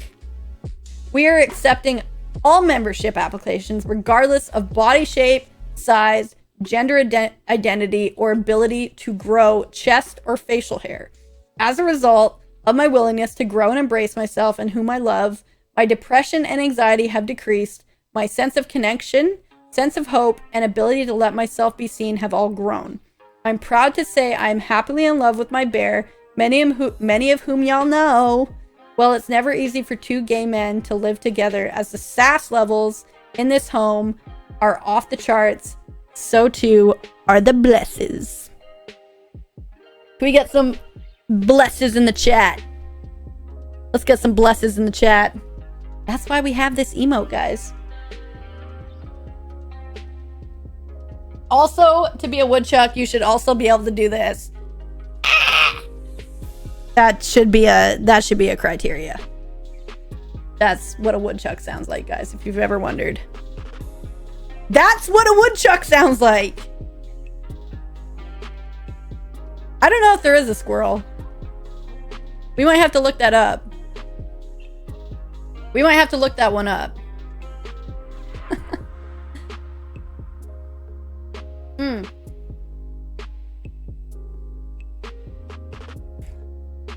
I don't want to do anxiety if she's not here. So, I'm probably going to skip her. Where's she at in her stream? Hold on. Let me go look.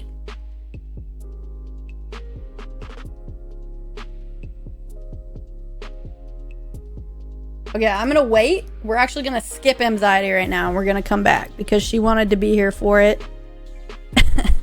No, Beer, we're skipping her and we're coming back. Okay. Okay. I was actually pretty bang on though when I told her that when around she would be. I did also possibly say I was going to move her though and didn't, so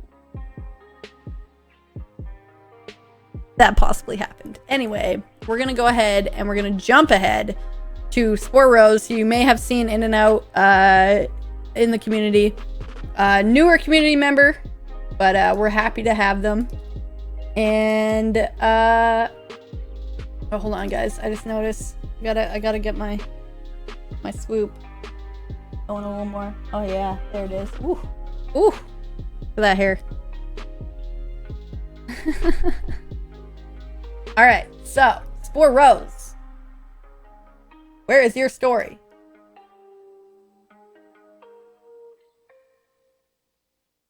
I've got two stories, really. One about being an asexual, aromantic, and one about being transgender.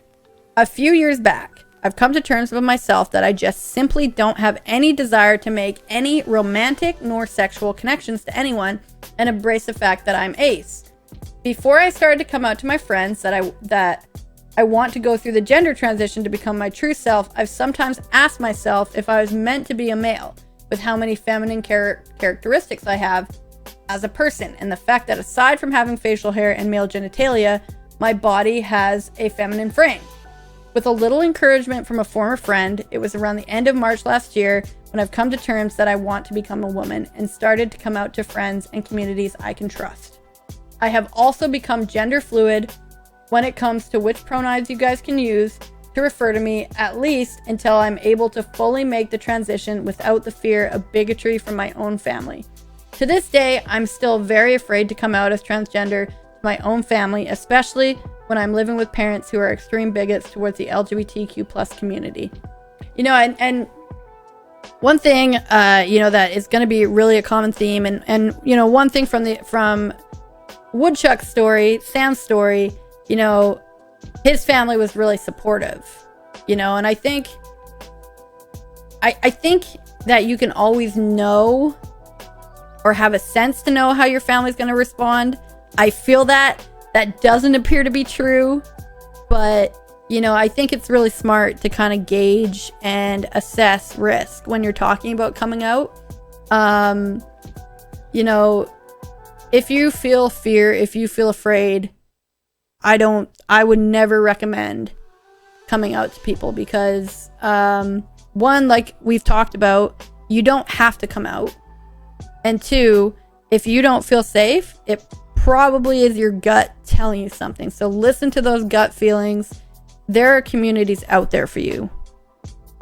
You guys can find them. The internet is an amazing place. So, you know, reach out, find communities in person in your area, find communities online, but, you know, don't be afraid to be yourself. And I think it's amazing for Spore, and I hope, you know, I hope she is able to go through that transition and embrace herself even more.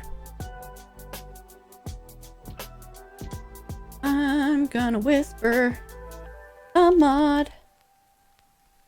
1 second.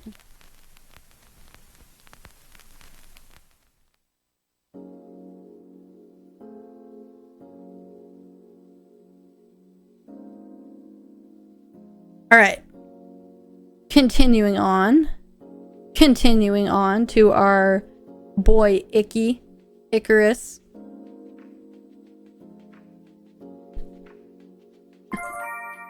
Yo, no worries, guys in chat. Thank you again. Not communicating too much with chat, but I appreciate you guys for being here.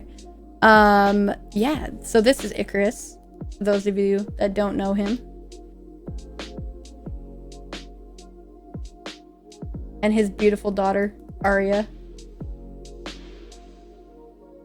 I love the start of this story as well. I just want to point out, I'm Pan, not a skillet. For as long as I remember, my parents taught me to accept others as they are, and to always show love as much as possible. Coming out to my parents was one of the most stressful times in my life. Even though my parents expressed they would love me no matter my sexuality or religious preference. I told them when I was 14. I first knew I was attracted to both genders in 2nd grade. Got a kiss from another boy on the cheek and didn't mind it at all. I can literally see him just standing there getting a kiss on the cheek and be like, yep, don't mind that at all. I can see it. I remember my brother was the first person I talked about sexuality with. I was afraid and he assured me it was normal and to come out whenever I understood what I was completely. Good luck. Do we ever know who and what we are completely? God. I figured out I was pansexual in college. I was surrounded by many sexualities and just realized I could literally love and be with anyone if we have a connection and I can tell my stupid jokes. I had a fairly easy coming out experience, and I know the way my parents raised me has helped me in helping others come out to family and friends. Just being able to be confident in telling others that the ones that really matter don't mind, and those that mind don't matter. Life is full of experiences, and we all view and interpret them differently. Some people can handle certain things and some can't. There is nothing wrong with that. It's part of being human. You can't beat yourself up or work yourself up or psych yourself out because you're not responsible for how they react to their environment. If you're worried, find that person you trust and ask for help. The real ones will be there till the end. Come out on your terms, how you want it done. Coming out is just as much for you as well for them. Whatever you identify as, understand it and then live it. Tell whoever you want, whenever you want. You know your comfort level. Just don't be afraid to be who you are, because when people are their true self, it's really a unique and genuine thing. And F knows we need more uniqueness in this batshit crazy world. Be you, be happy, and remember you are loved. Icarus. That's pretty amazing, man. I gotta say, guys, you know, I love these stories. I think it's absolutely amazing to just be yourself, express yourself, love yourself, and to support others in finding that, you know. So I'm gonna fix it right now. But I really appreciate Icarus taking the time, because, you know, it's something he and I talked about a long time ago that we didn't talk about we haven't talked about in stream for a while. So I feel like a lot of people who are new to the community don't know this about him. So I really do appreciate him doing that. So one thing too that I wanted to just continue to reiterate is the thing that he said about coming out is just as much for you as it is for them. So don't feel that you have to be fancy and do bells and whistles and all that stuff. You don't have to. You can do it however you want. It can be as simple as you want. It can be as extravagant as you want. It should match your personality. And like, I just want you guys to remember too, like, no straight person has ever had to come out and tell people that they are straight.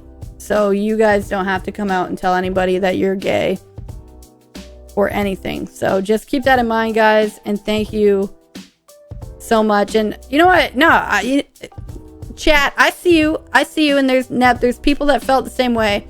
Your story doesn't have to be interesting. Your story doesn't have to be big and exciting.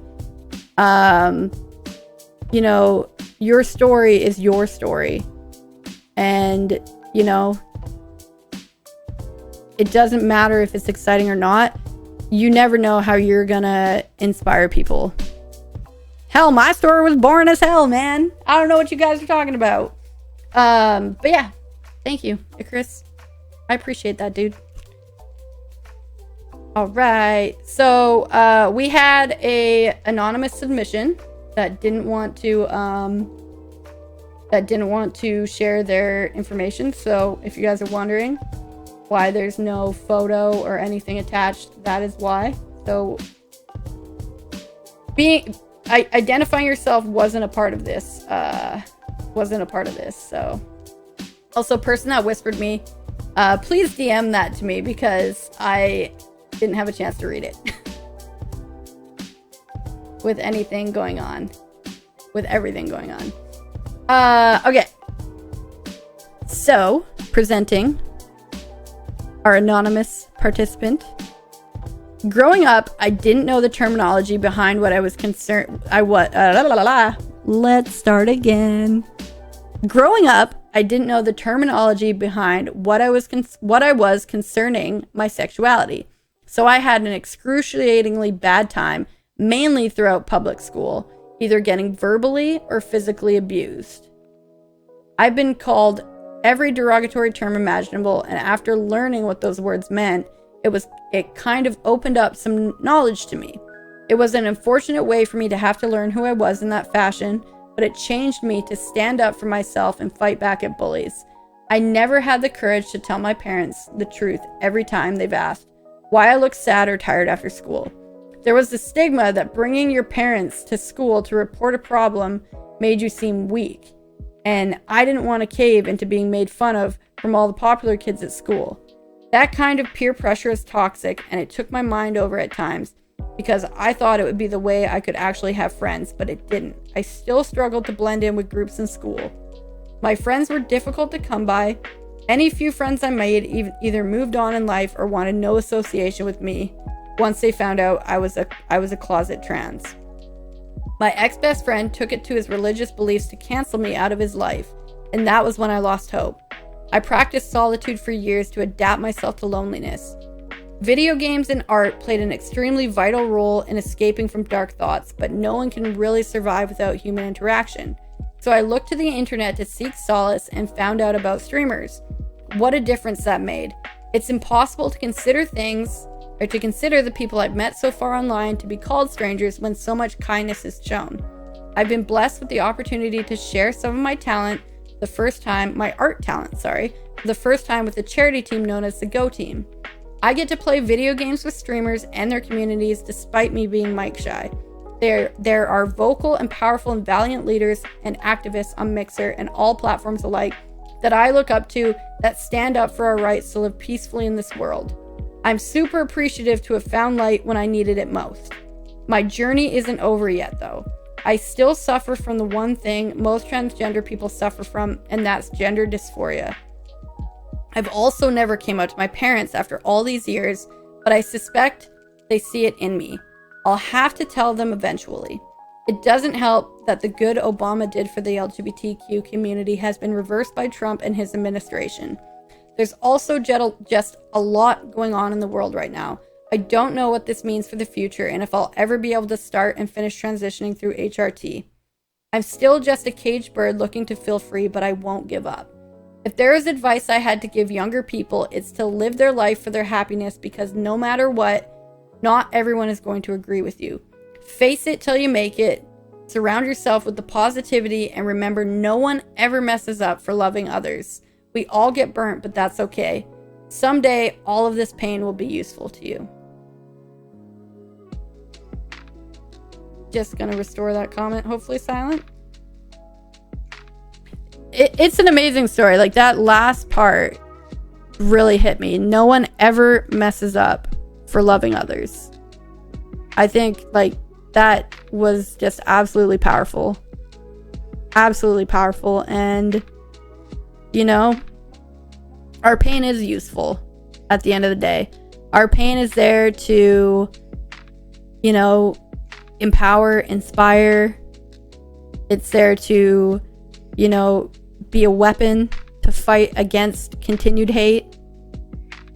I think it's absolutely amazing. And, you know, in regards to what's happening right now politically, our trans brothers and sisters need us more, and I want to say siblings too, to recognize the gender neutral people in the trans community. But our trans brothers, sisters, and siblings need us more now, more than ever, to get out there in November and vote. I'm Canadian, so I'm saying, please, I'm going to do everything I can up here. If you guys can do everything you can down there, get out and vote. People literally need our help to survive. Please vote to keep our community members safe. If you need help finding a candidate, or if you're going to vote independent or whatever, this is literally life and death for a lot of people. We need you guys to vote. So please get out there and vote, and let's get some more protections back in place for our community members. All right, we're gonna jump into Tyrana here. I had a selfie, but I wasn't sure if he wanted me to use it, so I just took a picture of a Wookiee. I don't know if you saw it, Tyrana, but I like it. I like the pic. He did post, if you guys are in Discord and you want to see it, Tyrana did post a selfie in our stop, drop, and selfie section. So if you haven't dropped a selfie, please drop one in that section. Please do, because we want to put faces to names. But yeah, let's learn about Tyrana.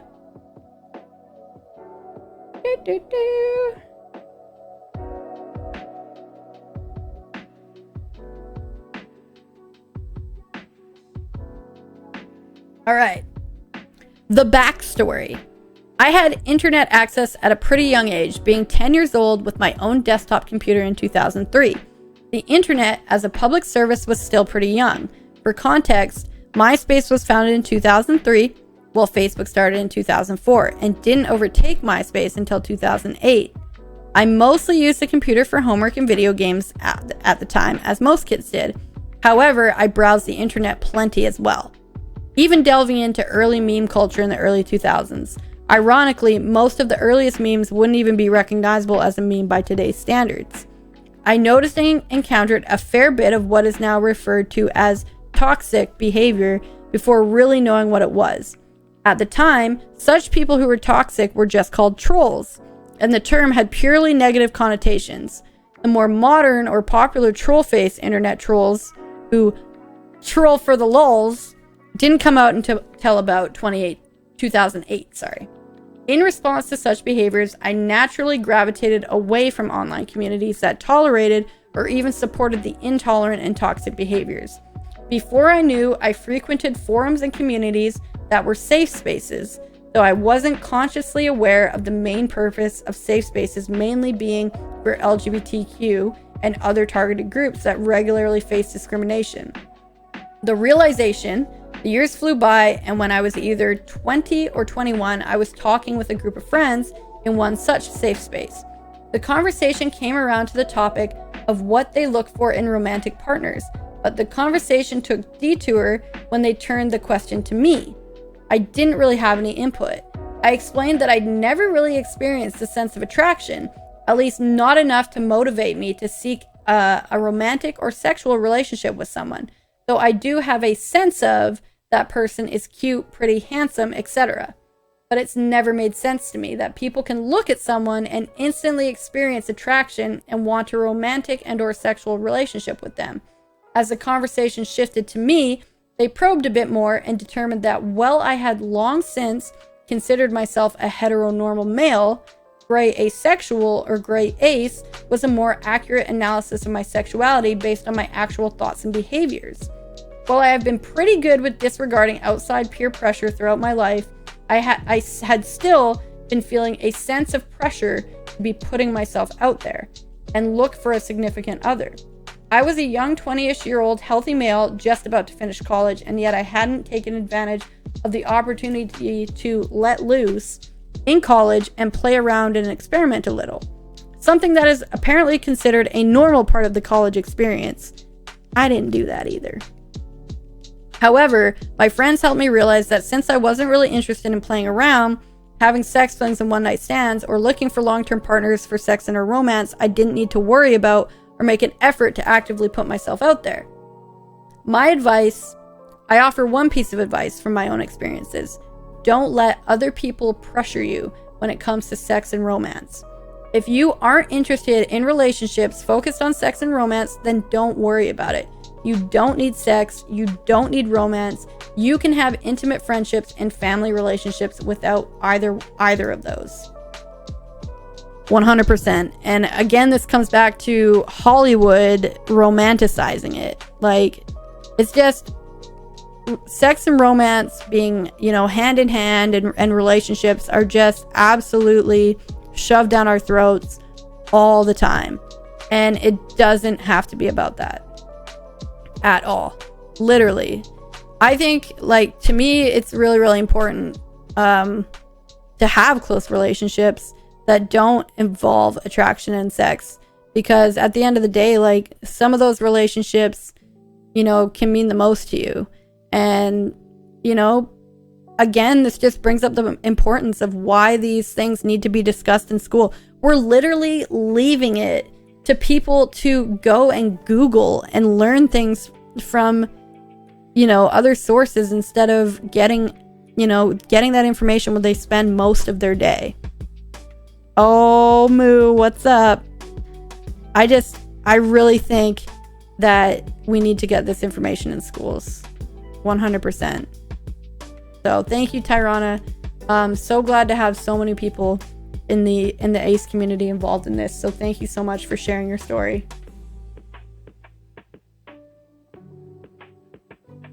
Yes, Whisper, please DM me.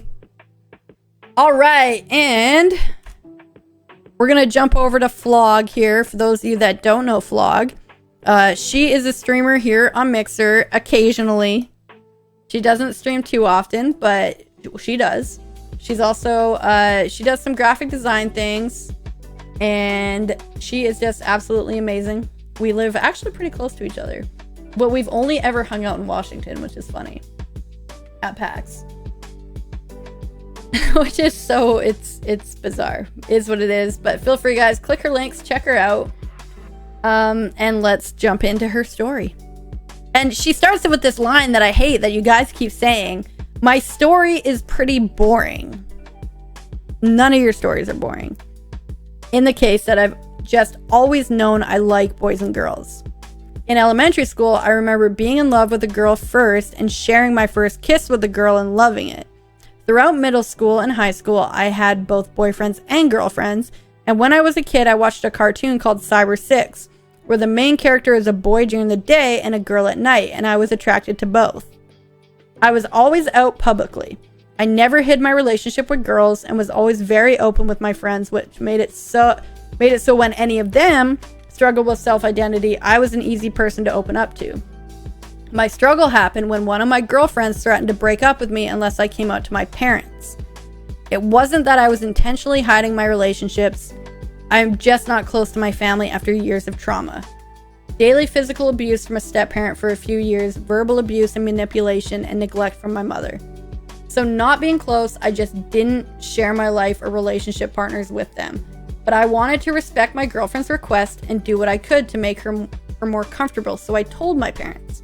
My second stepdad took it like a champ and immediately supported me and said, "Girls can't get you pregnant, lol."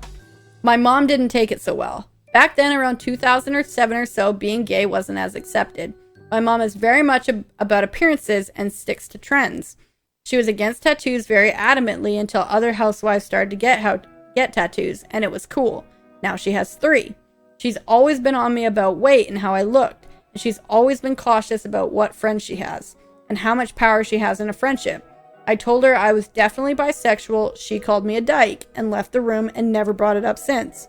I could tell she was disgusted and almost didn't believe me. It's now become trendy to be gay to normal suburban housewives, so she brags about our neighbors being 2 gay guys with 2 kids, etc., etc. And my mom and I were already not close, and I've discovered through therapy that I struggle a lot with self-value and self-worth because of my bad relationship with my mom, and this definitely put me back. I also had a pretty bad time with Pride Club in my university back in the day because bisexual didn't equal gay to some of them, but I just said, you know, I'm just gonna do it. I'm gonna go full out here, guys. I'm just gonna say the word. I said, fuck them. But my mom hit me pretty hard. So again, like, you know, just bringing up that point, you know, that the bisexual community is often not seen or heard in our community, and it needs to stop. You know, we need to stand up for that part of our culture, that part of our community, and show love. And it happens, man. Like, I've seen it, I've been a part of it, and you know, I told myself no more. Everyone who is experiencing these thoughts and feelings, 100%, yeah, we need to erase it from our community completely. So if you're a person who doesn't understand fully bisexuality, and I'm going to say this, if you feel that people who are bisexual are not a part of the LGBTQ plus community, you need to get yourself educated like I did and reach out to people and have conversations. There's so much more to being gay than sex and romance. You know, it doesn't matter if you only have sex with women, if you only have sex with men, if, like, all of that matters and goes into your identity. So, you know, be open, talk to people, read, whatever it is that you have to do to get understanding. You know, I highly recommend it, because like I said, that was me. I didn't understand it, and I got understanding, and now it all makes sense to me. So, you know, again, big shout out to our friends in the bi and pan community. We love you guys.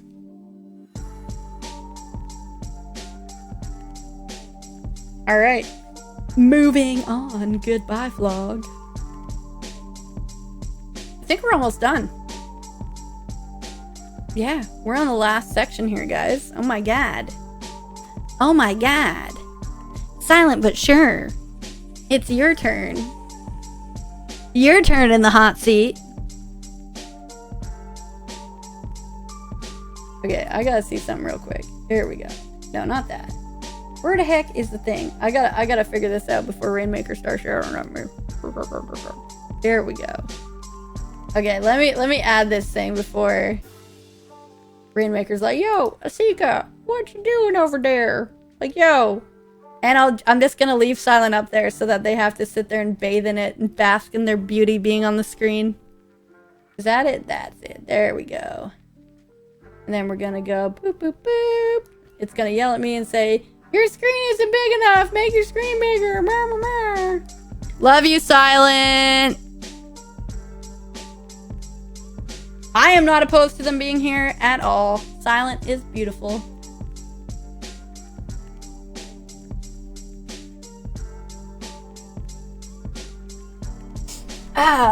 Anyway, let's get going on Silent's story.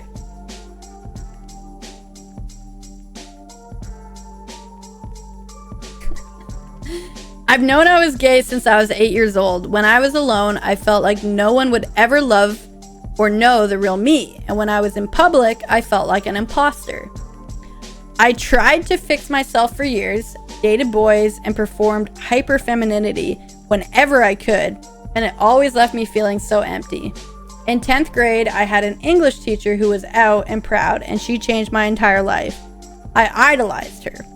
I was more than a little in love with her too. And for the first time, I felt seen and misunderstood. Words are hard. I love reading. The next year, I decided I couldn't take it anymore, and I started coming out to my family. My father refused to talk to me for 3 years afterwards, and my paternal grandmother wrote me out of her will and cut off all communication. My mother simply looked at me in the eye and said, "No, you're not," and I effectively went right back in the closet in her eyes. The only one that took it well was my maternal grandfather, who raised me all my life and always will be my hero. Ugh. Damn it, Silent. Why you gotta get me right in the feels? Ah! No! Ooh! Gotta keep going. He sat and listened to everything I had to say, and then he held me while I cried out all my fear and anger and pain, and then simply told me I was the same Taylor he'd always known and loved. God. Woo! I love grandpas. They're the best. Okay, man. I might choke on these feels. Except now he felt he knew me better. Since then, I have come out many times in many different ways to many different people. When you're queer, you never really stop coming out, I guess. But as I've grown and met people who have loved me genuinely for exactly who I am, that process has lost a lot of the terror it once held.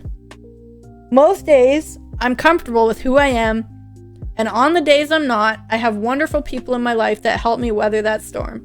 And that makes me want to live visibly and loudly in hopes that any younger gay or queer person out there, maybe in line with me at Walmart or waiting at the same bus stop, might see me and be reassured, even for a moment, that it's okay to be yourself and it's okay to be different.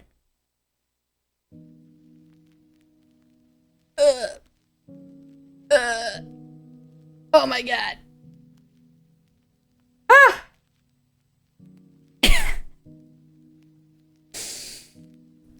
Silent, I love you. You're one of my best friends, and I am so happy to have you in my life.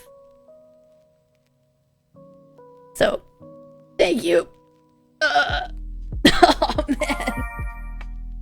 Ah.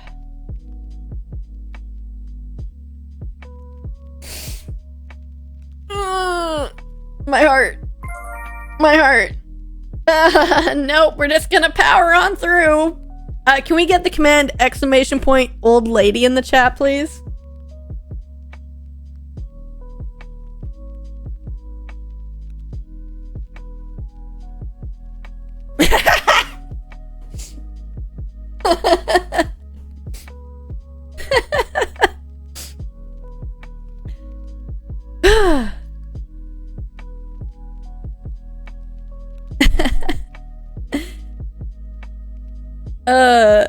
I do want to jump back. I'm like, I was waiting to do that joke all day, so I'm like excited. But yeah, Silent, thank you seriously for sharing your story. The thing that I think was really important again is like, there are so many layers to your sexuality, and when you discover one, most likely you're gonna discover like 20 others. So don't be afraid to don't just settle. Don't just settle, and if there's more to it, and you know there is, just keep going on that journey. Oh my god, I hope you guys can't hear my landlord. Okay. There's always more to the story. Your chapters don't end just because, you know, you think that you got it.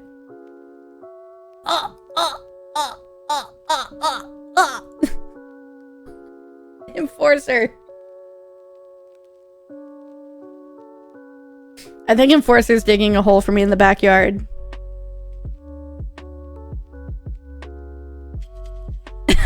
You better warm up. You better warm up that back, Enforcer. Anyway.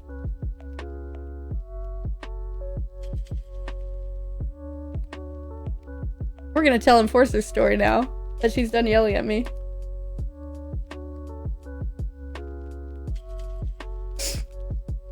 Oh, okay. Oh, my nose is running.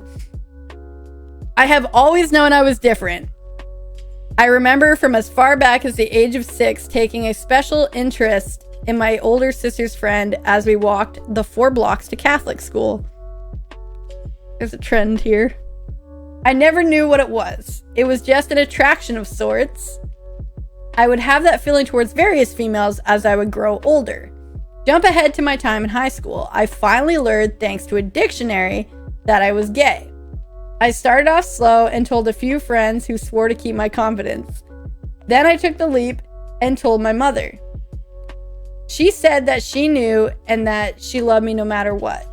Things were going pretty well. I was still mostly in the closet, but I was happier than I had been in a long time. Then, with a few weeks left in the school year, some of my friends decided to out me at junior prom. I did not attend. I was at a theme park in New Jersey with some other friends. Kids are great. Don't you just freaking love them, guys?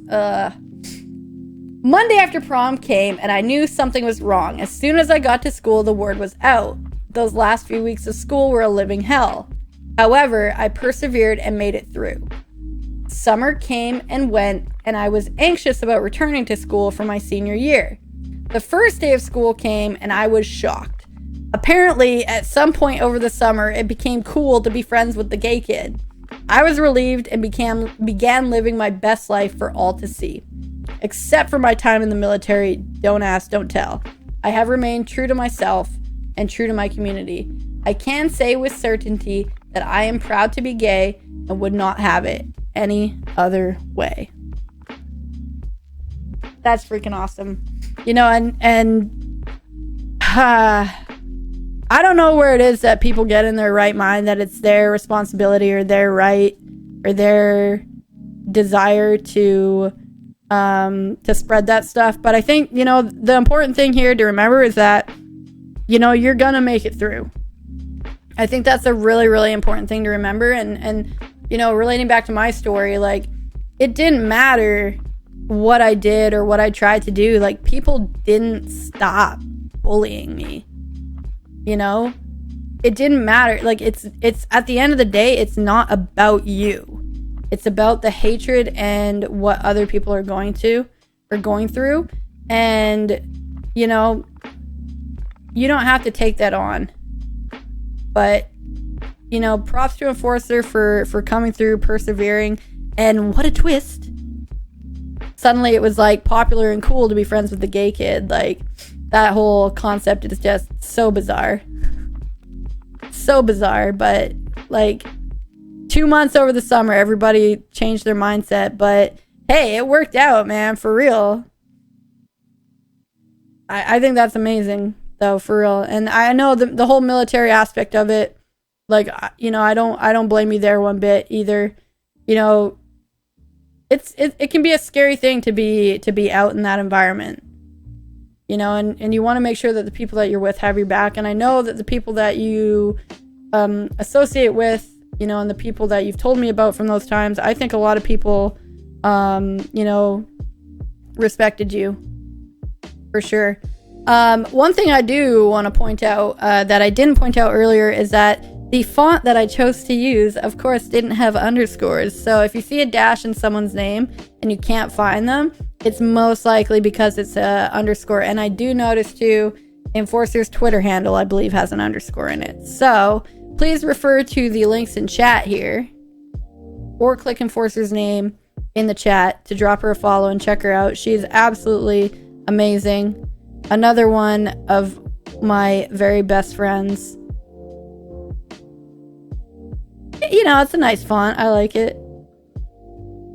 But, you know, keep living that life. You're a role model And you're amazing, Enforcer. So keep doing what you're doing. All right. Next up. Oh, sorry, Tanzi, I lied. We're not ending the show with you. Whoopsies. Oh, man. Get it together, Desica. Who's this nerd? So, who in the chat doesn't know Tanzi? You know, they've tried to cancel. They've tried to departner. They've tried to destroy Tanzi. And guess what? She's still here. Community champion and all. Can't stop, won't stop. Moonlight, what's up?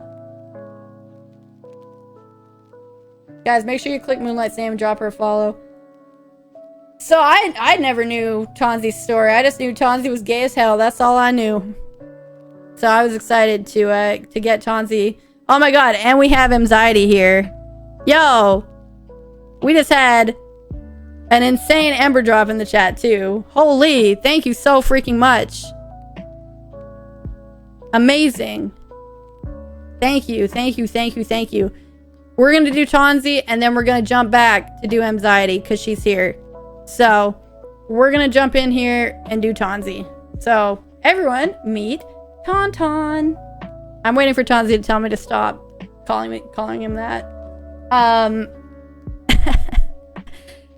I came out sophomore year to my first ever girlfriend. And if it wasn't for her and everyone after her, I probably wouldn't be who I am today.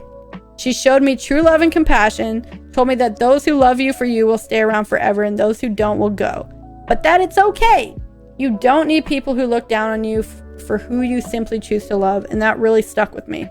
I continue only to surround myself with those who want to be a positive light in my life, and I feel this really was the start of my story because it blossomed me into this amazing confidence I have today.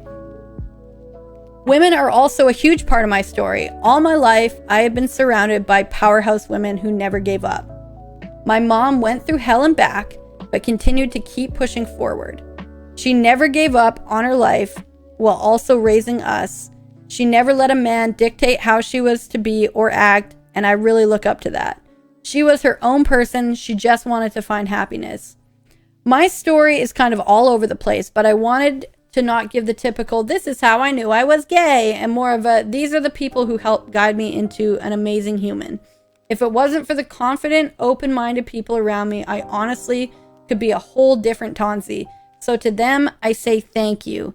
And to end my mess of a story, I want to be that person for you. It is okay to be whoever you want. If what you're doing is bringing you joy and not hurting others, then be you. No one can stop you. Surround yourself with people who are a beacon of love. You deserve happiness. Yo, straight up, facts. Facts. That is just, period. Period. It's really important, the people that you choose to surround yourself, you know? If you surround yourself around negative, hateful people, that's what you're going to feel. Surround yourself with people who build you up, who empower you, that love you. Yeah, for those of you that were wondering, Tanzi has a wiener. He's a guy, but Tanzi is our drag queen here on Mixer. The best drag queen in the freaking world! But I'm only saying that because they're my friend. But for real, Tanzi is amazing. He is a he. He has a wiener.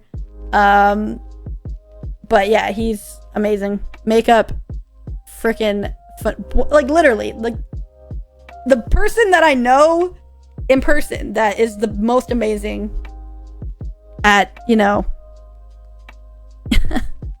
It's so great what people are coming in here and saying. Mods, you guys are amazing. Thank you for being so quick and kicking these people out of here. Yeah, like, you know, the best person in person that I know that is just like a freaking maze balls at doing makeup. That, like, Tanzi can like probably make me look good with makeup.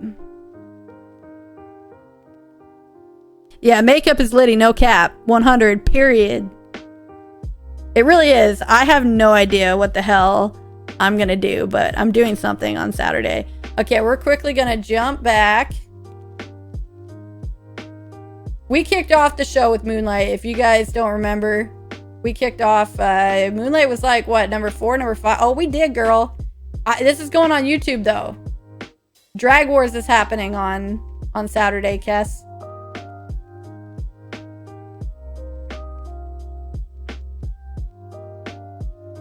All right. Anxiety, you are too? Oh my god. I haven't been paying attention. So this was like a nice little DM that I received when I started talking about this show that we were doing. It was very, very surprising to receive a DM of Anxiety wanting to be involved. And, you know, I just think it's absolutely amazing. Another person, you know, coming to terms, discovering things about themselves. And guys, it doesn't matter when you do it. There's no time limit. There's no time restriction. It doesn't matter, you know, who. It doesn't matter when, you know, if you guys are sensing something is different, sensing something might, you know, something might be different than how you initially feel about yourself, take some time to explore it, because you never know. And I appreciate Anxiety for taking the time to reach out to me to want to be involved in this. Yeah, so here's Anxiety's story. About 3 years ago, I started interviewing a diverse group of people for my show. As some of the LGBTQ peeps described their coming out stories, their fears and worries, I identified with them a bit. Since I was little, I felt attracted to other girls, but pushed those feelings away to like boys like I was told or expected to. I married someone who is a male-presenting cisgender and never thought to question it. When I thought about girls, I would just remind myself that I was in a traditional relationship, so I couldn't like girls anyway. Then in these past 3 years, in the safety of my home, I began experimenting together with my husband. When seeing girls I liked, I wouldn't push myself away from the thought and explored how it made me feel if I just let it through instead of running away. Finally, in the past year, I have become certain that I should ever have to seek out a relationship again. Still very happy with my husband and wouldn't change a thing. I would definitely be looking at female presenting people as well. I freaking like girls as much as I like boys, and I'm ready to talk about it. Yo, I think that's hella dope, man. Seriously. Amazing. Amazing! You know, it's funny because we've had a whole lot of like, I knew, like when I was 7, when, you know, I knew when I was really, really little. I knew when I was 4 or 5. And, you know, when you get pushed into this box of having to live a specific way, it can be really, really hard to accept and break out of that box. So, you know, props to you really props to your husband for allowing you to step out of that, for him to not feel, well, I shouldn't speak for him, but for him to feel comfortable allowing you to explore that. Good. Well, you know, props to you, man. Seriously. You know, I don't know how you feel about it, but like, it doesn't seem like this is something that threatens you. So props to you, man, like for allowing, you know, her to grow and for you to grow too. I honestly think that you guys are both just amazing people, and keep being you. I'm excited to see, you know, what the future holds for you guys. We wanted to jump, I wanted to wait for Anxiety to come, so now we're gonna jump back through. All these people we just presented on. Again, guys, this is gonna be on YouTube. So if you miss the show, we will put it up there so you guys can see your bit. So like Moonlight, Spore, everybody who wasn't here in time, and missed it, you will be able to watch it again. My VOD will be available and we'll put it up on YouTube. So, again, thank you everyone for being here. Yes, Moonlight, and thank you. Like, it was so amazing. You as well for reaching out and wanting to be a part of this. Truly, like, I respect you guys so much and look up to you. You know, and it's just been so amazing to have you guys a part of this. Yeah, now it's your turn to run away, Arden. We only cried one time, so that was nice. Okay, so we're gonna jump in here. Once again, like, I'm doing this all off the cuff, so if I say something stupid, I apologize, guys. And again, for those of you that are just rolling in, I am not really interacting with chat very much, so if you say something and I don't see it, please don't be offended. I'm just really trying to focus on getting the content done, and I'm not taking time right now to interact with chat. I love you though. Thank you for being here, seriously. And if there's anything that you guys want to connect with me after on, you can join my Discord, or you can follow me on my socials right there, Instagram, Twitter. Send me a DM, tell me you caught the show, tell me what you think, tell me your story, whatever it is you want to do. Just you know, connect with me. Thank you so much for being here. We're gonna jump into Arden. We're gonna jump inside him. Just kidding, that's not what we're gonna do. Okay, the hardest part about coming out was self-acceptance. I didn't come out until I moved away at 18, and it was a stormy decade. While everyone around me was cool about my sexuality, it was me that had the hardest time dealing with it. I felt alone, and without support, I fell into a deep depression that led me to suicidal ideations. Hello, stomach pump. I had bottled up my truth for a long time and didn't let it out in the best way. It was quite literally sex, drugs, and rock and roll. Grindr was my best friend, and my profession was serial monogamy. The piece that lifted me from that darkness was self-discovery. There's this whole gay community that called themselves bears. They're proud, loving, and promote body positivity. They even had an ID card. I learned from that compassion and that I'm actually hella sexy, inside and out, and wielded a strength to help others. I think this is where there's a little, the nail, can we get the little nail polish thing, Arden, in chat, please? This is something that was very important to me with age, but I also don't regret this journey I had either. These wild and dark times are all experience, XP as you will, to give you the strength to be who you are today. My advice to younger folks would be enjoy the journey of self-discovery and wear protection in the process. Wear protection, wear protection. I'm going to say it one more time. Wear protection. Hopefully your coming out is a bit brighter, and if not, I plead for you not to regret your mistakes, but learn and grow. When you have found your ground, share your confidence with others and lift them up. There are communities out there who will be there for you. Sometimes friends disappear, and that can be heartbreaking, but forgive them. They simply don't have the resources or knowledge to help with the dark times of our lives. Hold each other up and use divine protection. Yeah, I think it's absolutely amazing, like, to just come out from all of that. And, you know, it is really hard in the moment. Like, if I could teleport back in time, I'm sure if I was speaking to myself, you know, little me would be like, what are you talking about? You don't know anything about me, you know? But there are hard times. There are tough times. There are dark times. But you will get through it. You will make it. And the important thing to remember is just, you know, find community, find people who are like you. And that is just going to make it that much better, that much easier. So, you know, it's never too late. You could be 80 years old and come out. There's no time limit to any of this. So, you know, and there's no time to look back. That's the only thing that there isn't time for. There's no time to look back. All right, guys. So don't worry about all that, and just remember, it's all XP, it's all experience to get you to the next level. So thank you so much. Moo, that is so exciting. Hell yeah. Oh, wait. Okay, up next we have Coco. I just want you guys to... If you guys were here last night, this is what made me scream when I saw this picture.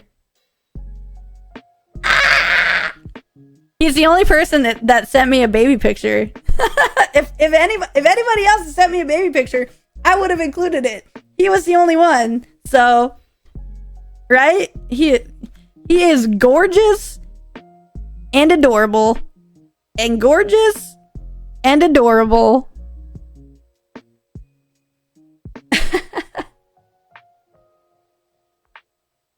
All right, we are going to jump into Coco. Coco is that guy who comes on voice chat. He streams himself also. Who comes in with the deep and sexy voice. Sexy. All right.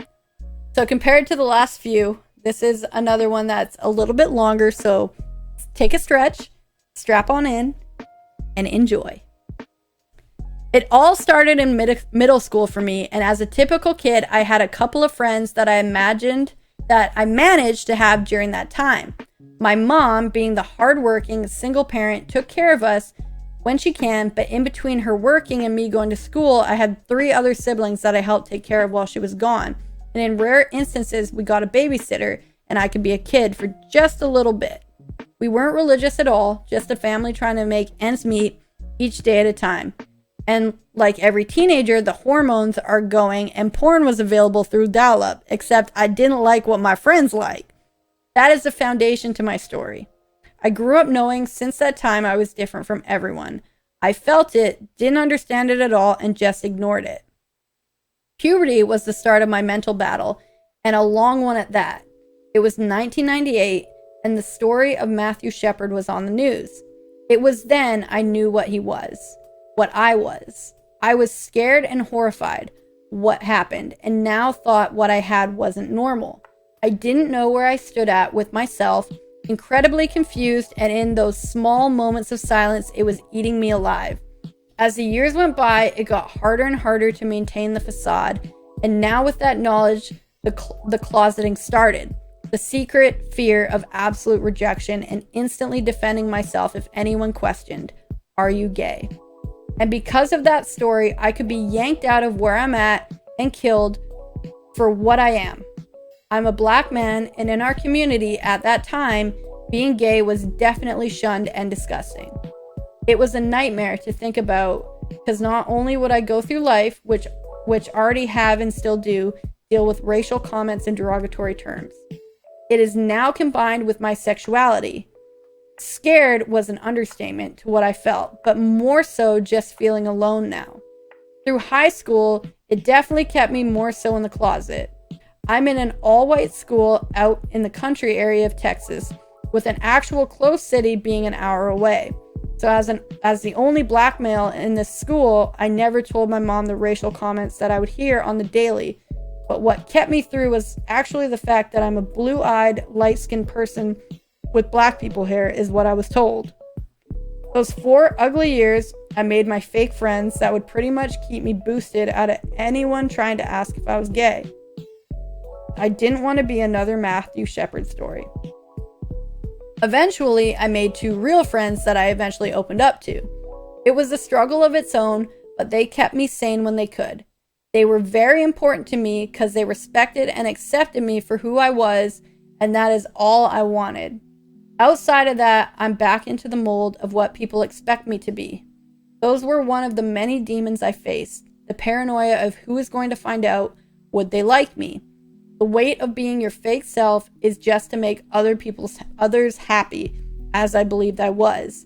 Depression, anxiety, and being extra defensive to anything that is said about me now have become my burdens to carry, and yes, it was very heavy. That was the sum of my high school experience, until my secret was revealed months later post-graduation in an argument I had with my mom. With all of those burdens, frustrations, and fears I had, she didn't understand why I wasn't doing well with my interviews and pushing for my dreams. Hell, just getting a job. She saw so much potential in me.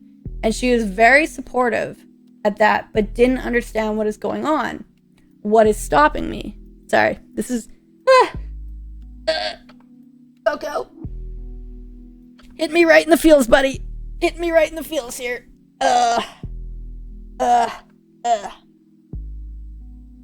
What excuses are you going to say this time? Why am I doing this? The bickering continued until I screamed at her, I'm gay. I looked at my stepdad after I screamed at my mom and so scared. What is going to happen next? I took off to my room, passing by my very confused brother, who had impeccable timing coming out of his room. I had never felt that kind of relief in my lifetime, but also felt fear, scared out of my mind on what is going to happen next. I heard and seen stories of people being thrown out or put into conversion therapy camps. I started hugging my pillow in complete silence, and I was already crying, but now I felt humiliated. I felt like I shamed my family, and I wasn't what I was supposed to be. I felt like I needed to run out of the house. Few moments go by, they felt like a lifetime. I laid there frozen. My mom comes in and motions me to sit up and set aside my tear-soaked pillow. As I reluctantly sit up, she places her hand on my cheek. God. Whew. It's gonna take me a minute to get through this part, guys. Ugh.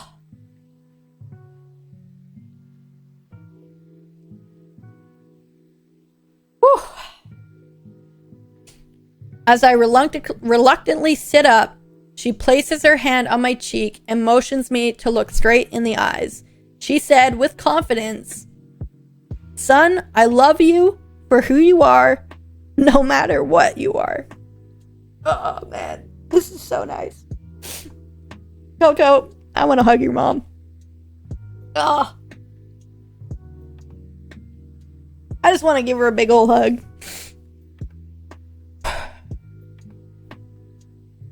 You are my firstborn, and you have done things that made me proud, and other things that made me upset. Because you know Coco's a bad boy. You all know Coco's a bad boy.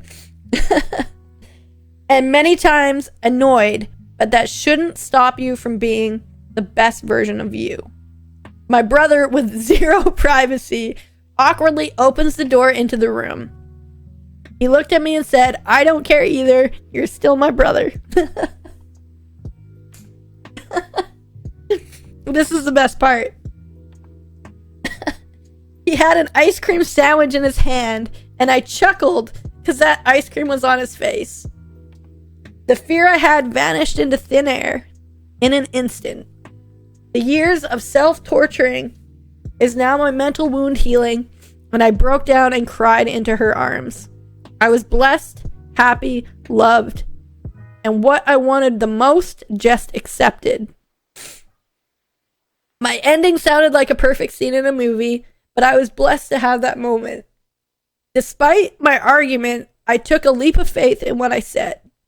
My advice to anyone is that what you're feeling is valid and real. There is no such thing as a right time, but there is your time. Everyone is going to have their own version, and not everyone is going to be blessed. Surround yourself with those you respect and love, and take a chance on opening your heart. Oh, God. Because in the end, if you never give yourself a chance to learn yourself, you won't be yourself. That is the start of a stronger you. Because you are already beautiful. Oh my God. Whew. That was amazing. Amazing. And like, it's just, it comes down to that piece where, you know, you have to take that chance. You have to embrace yourself. You have to love yourself, and you have to take that risk and just put yourself out there to people you love, to people you care about. Because at the end of the day, you know, it's beautiful. It truly is. And, you know, and it was back to the main reason why I wanted to do this to begin with, is because when you put all that energy and stuff into hiding yourself, you can't put that energy into other things. You can't reach your potential. And I think that yeah, we can't drown me crying, guys. God. I think that when you're forced in those situations, you know, you don't meet your potential. And, you know, I just think that, and I hope for the future that, you know, other generations, and I'm more than happy to take any hit I can take for the next generation, for it to be, you know, that much easier. And, you know, I want to give a moment and a piece to our, you know, our brothers and sisters of color, our family community of color, because not only do you have to walk around being gay or being transgender or being bisexual, whatever you are, you also have to go around wearing the color of your skin, which you can't hide from. So, like I was saying, in November, you guys have to stand up for what's right. So please go and vote. Go and vote, please. And, you know, literal lives are at stake, guys. So Black Lives Matter, trans lives matter. You know, keep that in your mind. All right. Whew. Yeah, voting is sexy. I'm pretty sure that this is the last one. I'll be surprised if there's more after this. Ugh.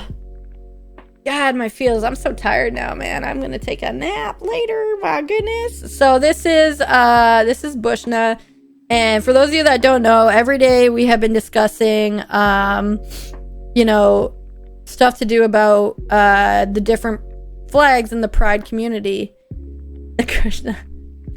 And, you know, Bush was somebody who came out and he was like, you know,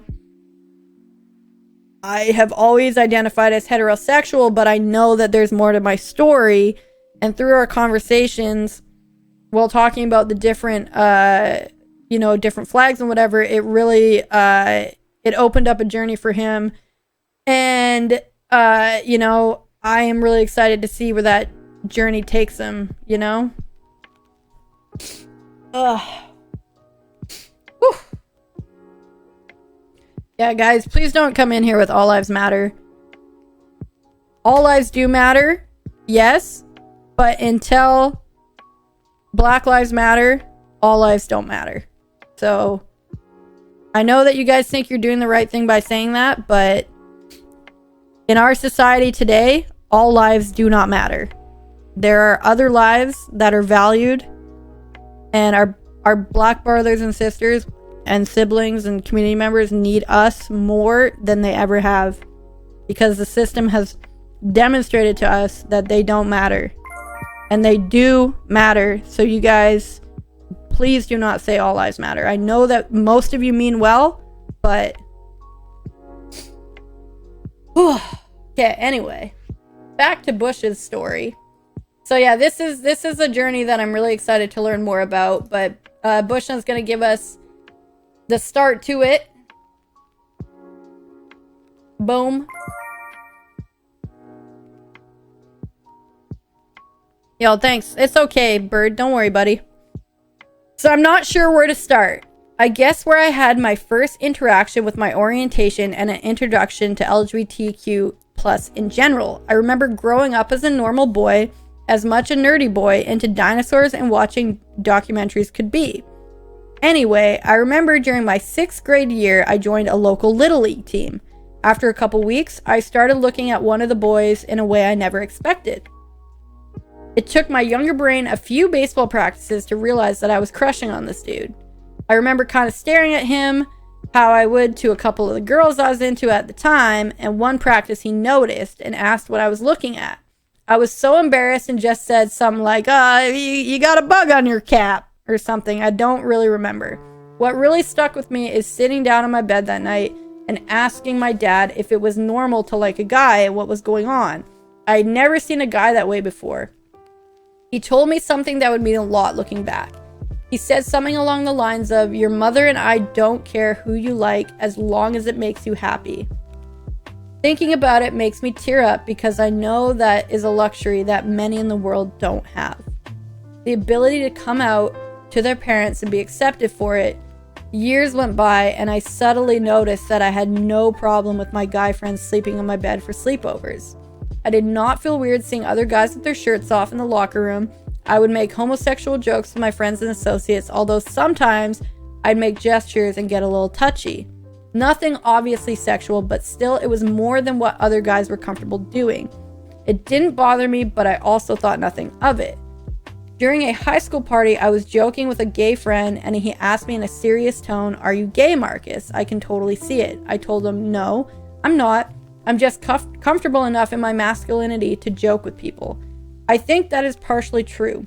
Sometime in the past couple of years, I realized that I felt very connected with some of my guy friends. All of them are straight as far as I know, but the thought occurred to me that being romantic with a guy wasn't completely a weird thought, even if it wasn't one of them. I acknowledged it and even told my girlfriend, big shout out to Tosos, that I didn't feel attracted to guys, but I could understand how others would feel that way. I also told her that I had a crush on that guy in 6th grade, so I saw myself as straight, but also not all the way. It wasn't until last June that I attended a pride parade in my area that helped me understand more what that meant. At one of the booths, there was a poster board with stickers on it.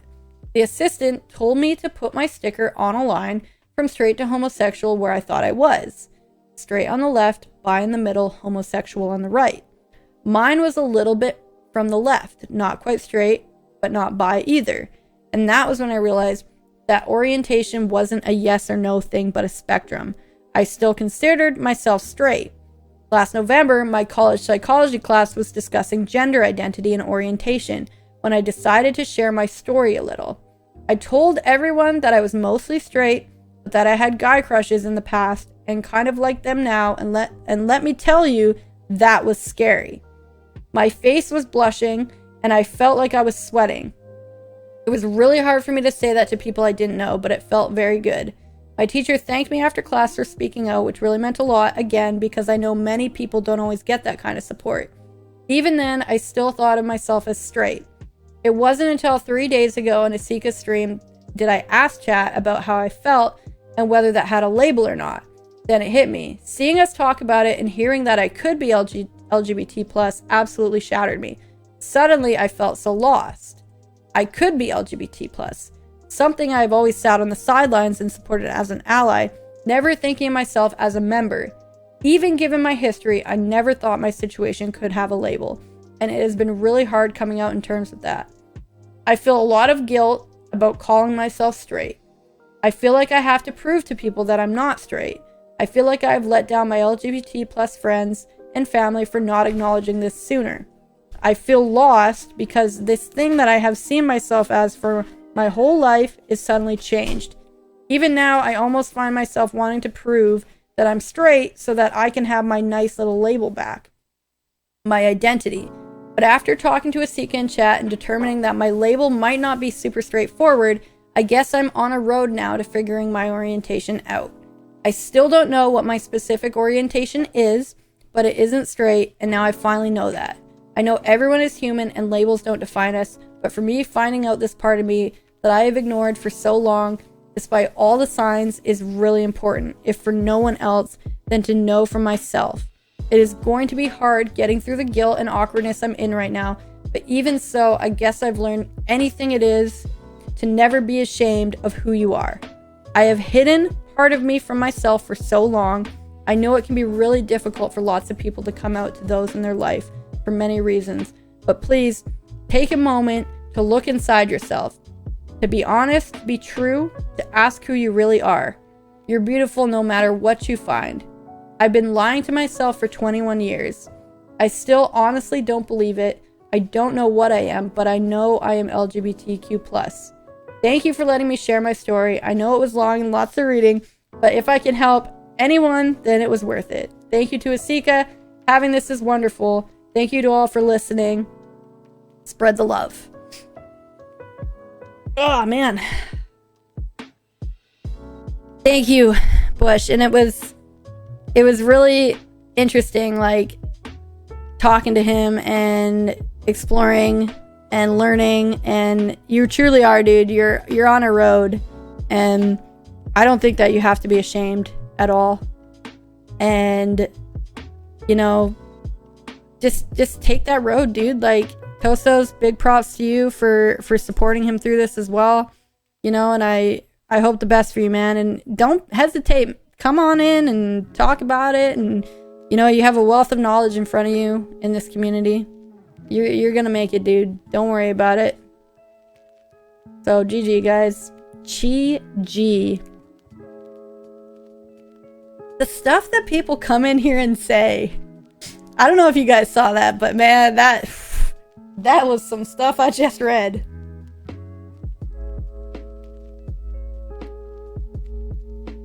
All right. That was great. But where do we go from here? I put together a list of resources to get you guys started. The Trevor Project, if you guys don't know it, is an amazing place. They run a 24/7 crisis line. And absolutely, like, one of my favorite organizations to support. If you guys haven't checked them out, that's their website there, trevorproject.org. They have amazing resources.